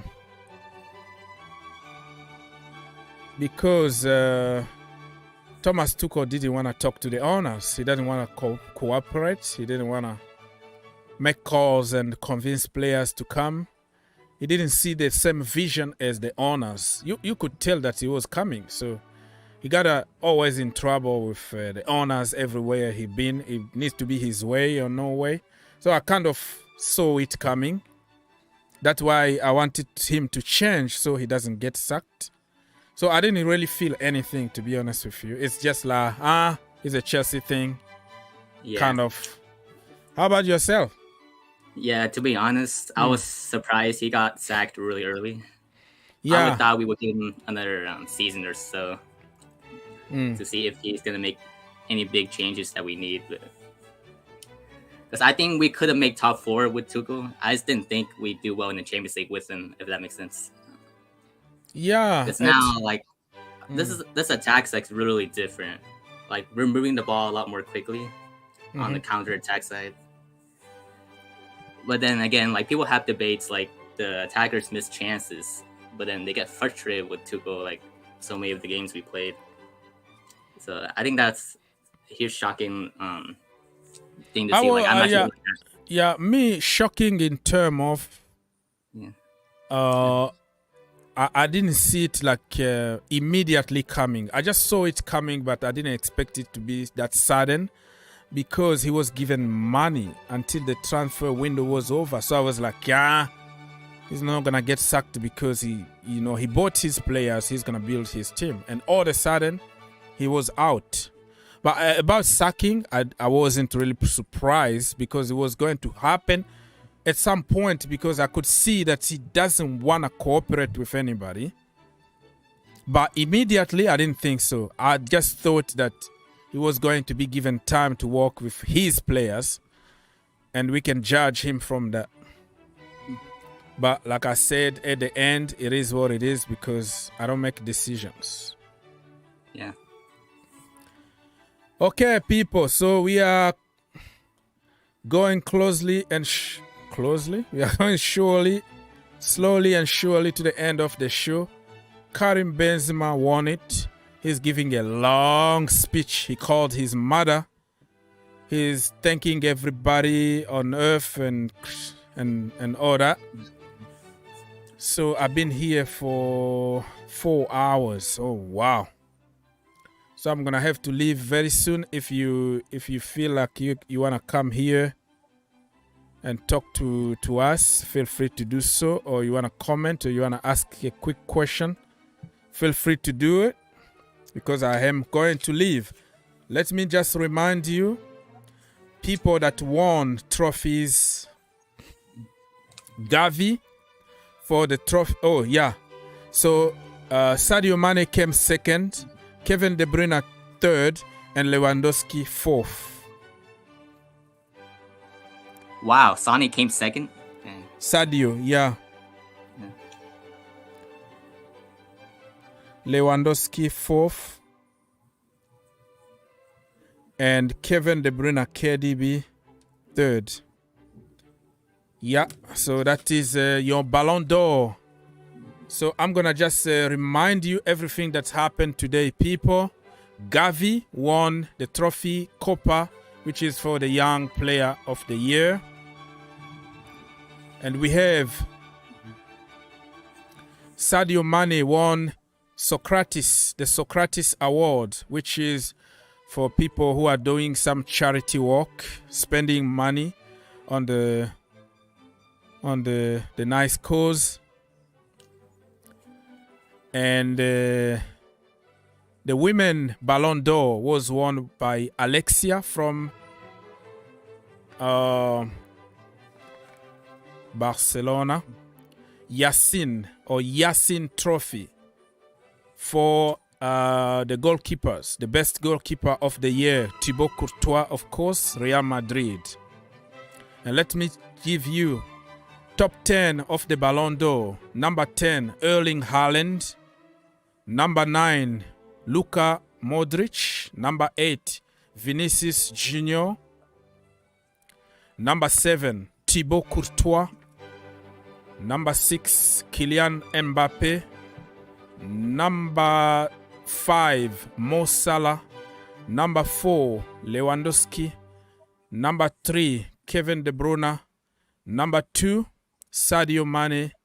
The winner, number 1, is Mr. Karim Benzema, finally out of the shadow of Ronaldo and other players. And he's the winner of the Ballon d'Or 2022. That's it. If you have a question, the ceremony is over, people. People are going to start leaving that place. And it was a pleasure to have all of you here, people.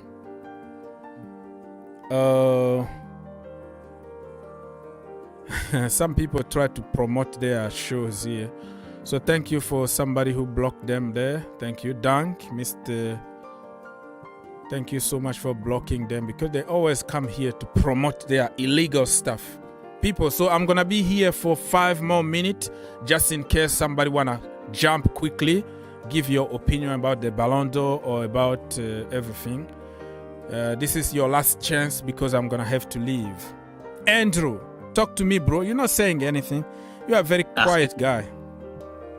Oh, yeah. I like who came in third? Was it Lewandowski? KDB. Oh, Kevin De Bruyne. Mhm. But they lost to Liverpool though, right? So, what happened in that game? Yeah, what happened to that game? That is a good question. We all thought that Haaland was going to be scoring like 5, but they managed to keep him really away from the goal. He didn't get any service. They cut the supply from Kevin De Bruyne and from Rodri and everybody else. It was so disconnected. You know what I mean? Oh, okay. Yeah. Also, I saw your video on Lukaku coming back to Chelsea. Do you think that's really happened? Well, I didn't say he's coming, but that is the rumor that we have at the moment. And let's face it, if Inter don't want him, he's coming to Chelsea, and there is nothing you can do about it. He's still a Chelsea player, and he's on 350K a week. So we have to start thinking outside the box. What is your position about it? What if Lukaku comes to Chelsea? Man, that's a tough one because we have Aubameyang that's doing really well. So I'm not sure. Does he need to fight his spot, or does he want a starting position? Yeah, it's a tough question. Isn't it? It's a tough. I mean, I wouldn't mind him coming back, but like I just don't know where hope in the team is all. So. Karim Benzema, people, the winner of the Ballon d'Or. If you want to help your brother with some likes here, I would much appreciate it. If you appreciate my time and you want to appreciate me by giving me some likes, I would take it. I would take them. So Ballon d'Or goes to a French guy after I don't know how many years. Who was the last French guy to win the Ballon d'Or? Probably Zinedine Zidane. Zinedine Zidane. And why all the Ballon d'Or winners need to come from Spain, I don't know. It's beyond me. I think there is a big lobby out there because I don't see anything special from what for Benzema. Yes, 100%. But for the women team, Alexia didn't do anything, didn't win the Champions League, didn't win anything. All of a sudden, Ballon d'Or women, Alexia again back to back. Why? From Barcelona. Gavi. Pedri is even better than him. Jude Bellingham, Bukayo Saka, even Foden can be taken to that category. Jamal Musiala. All of a sudden, Gavi is the winner. Why? From Barcelona. Wow. So I don't get it. I don't get it, but it is what it is. There is nothing I can do to change it. Do you have anything else to say, brother, before we leave?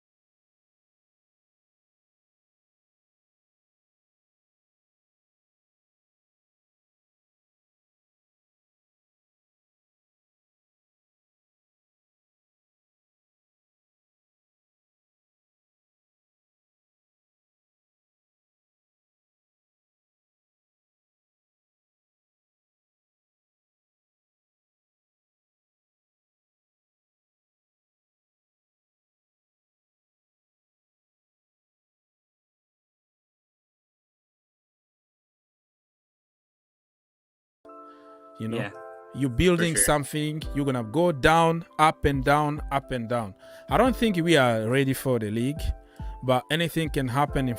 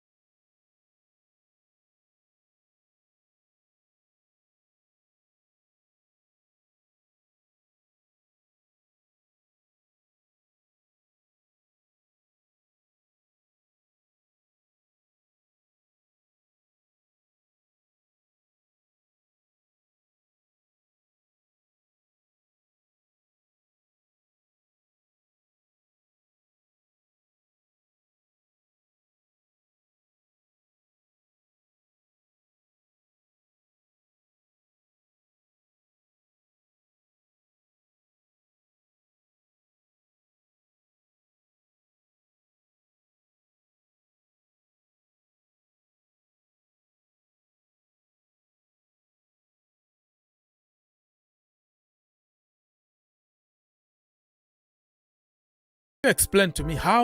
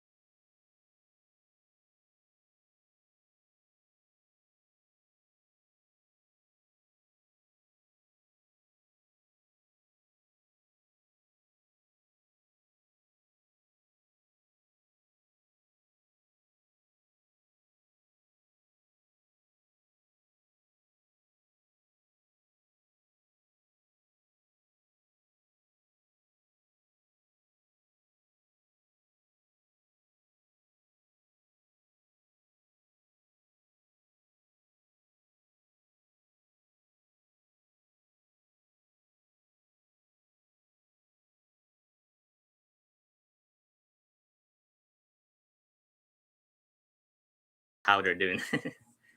I haven't been paying attention to like as far as league position, what do you think they'll finish for Real Madrid? what do you say? Like what place do you think they'll finish in La Liga Who? for Real Madrid? Real Madrid? Well, they will finish first or second for sure. I want them to finish first because I don't want Barcelona to win anything because of the dealings during summer and Rafinha, Koundé, Lewandowski, and borrowing money to buy expensive players. I wanted them just to like not even to make top 4. They are now in Europa League. So I think they're going to win it. Real Madrid are going to win the Liga. Barcelona to finish 7th. No, it's not going to happen. Barcelona are going to come second, of course.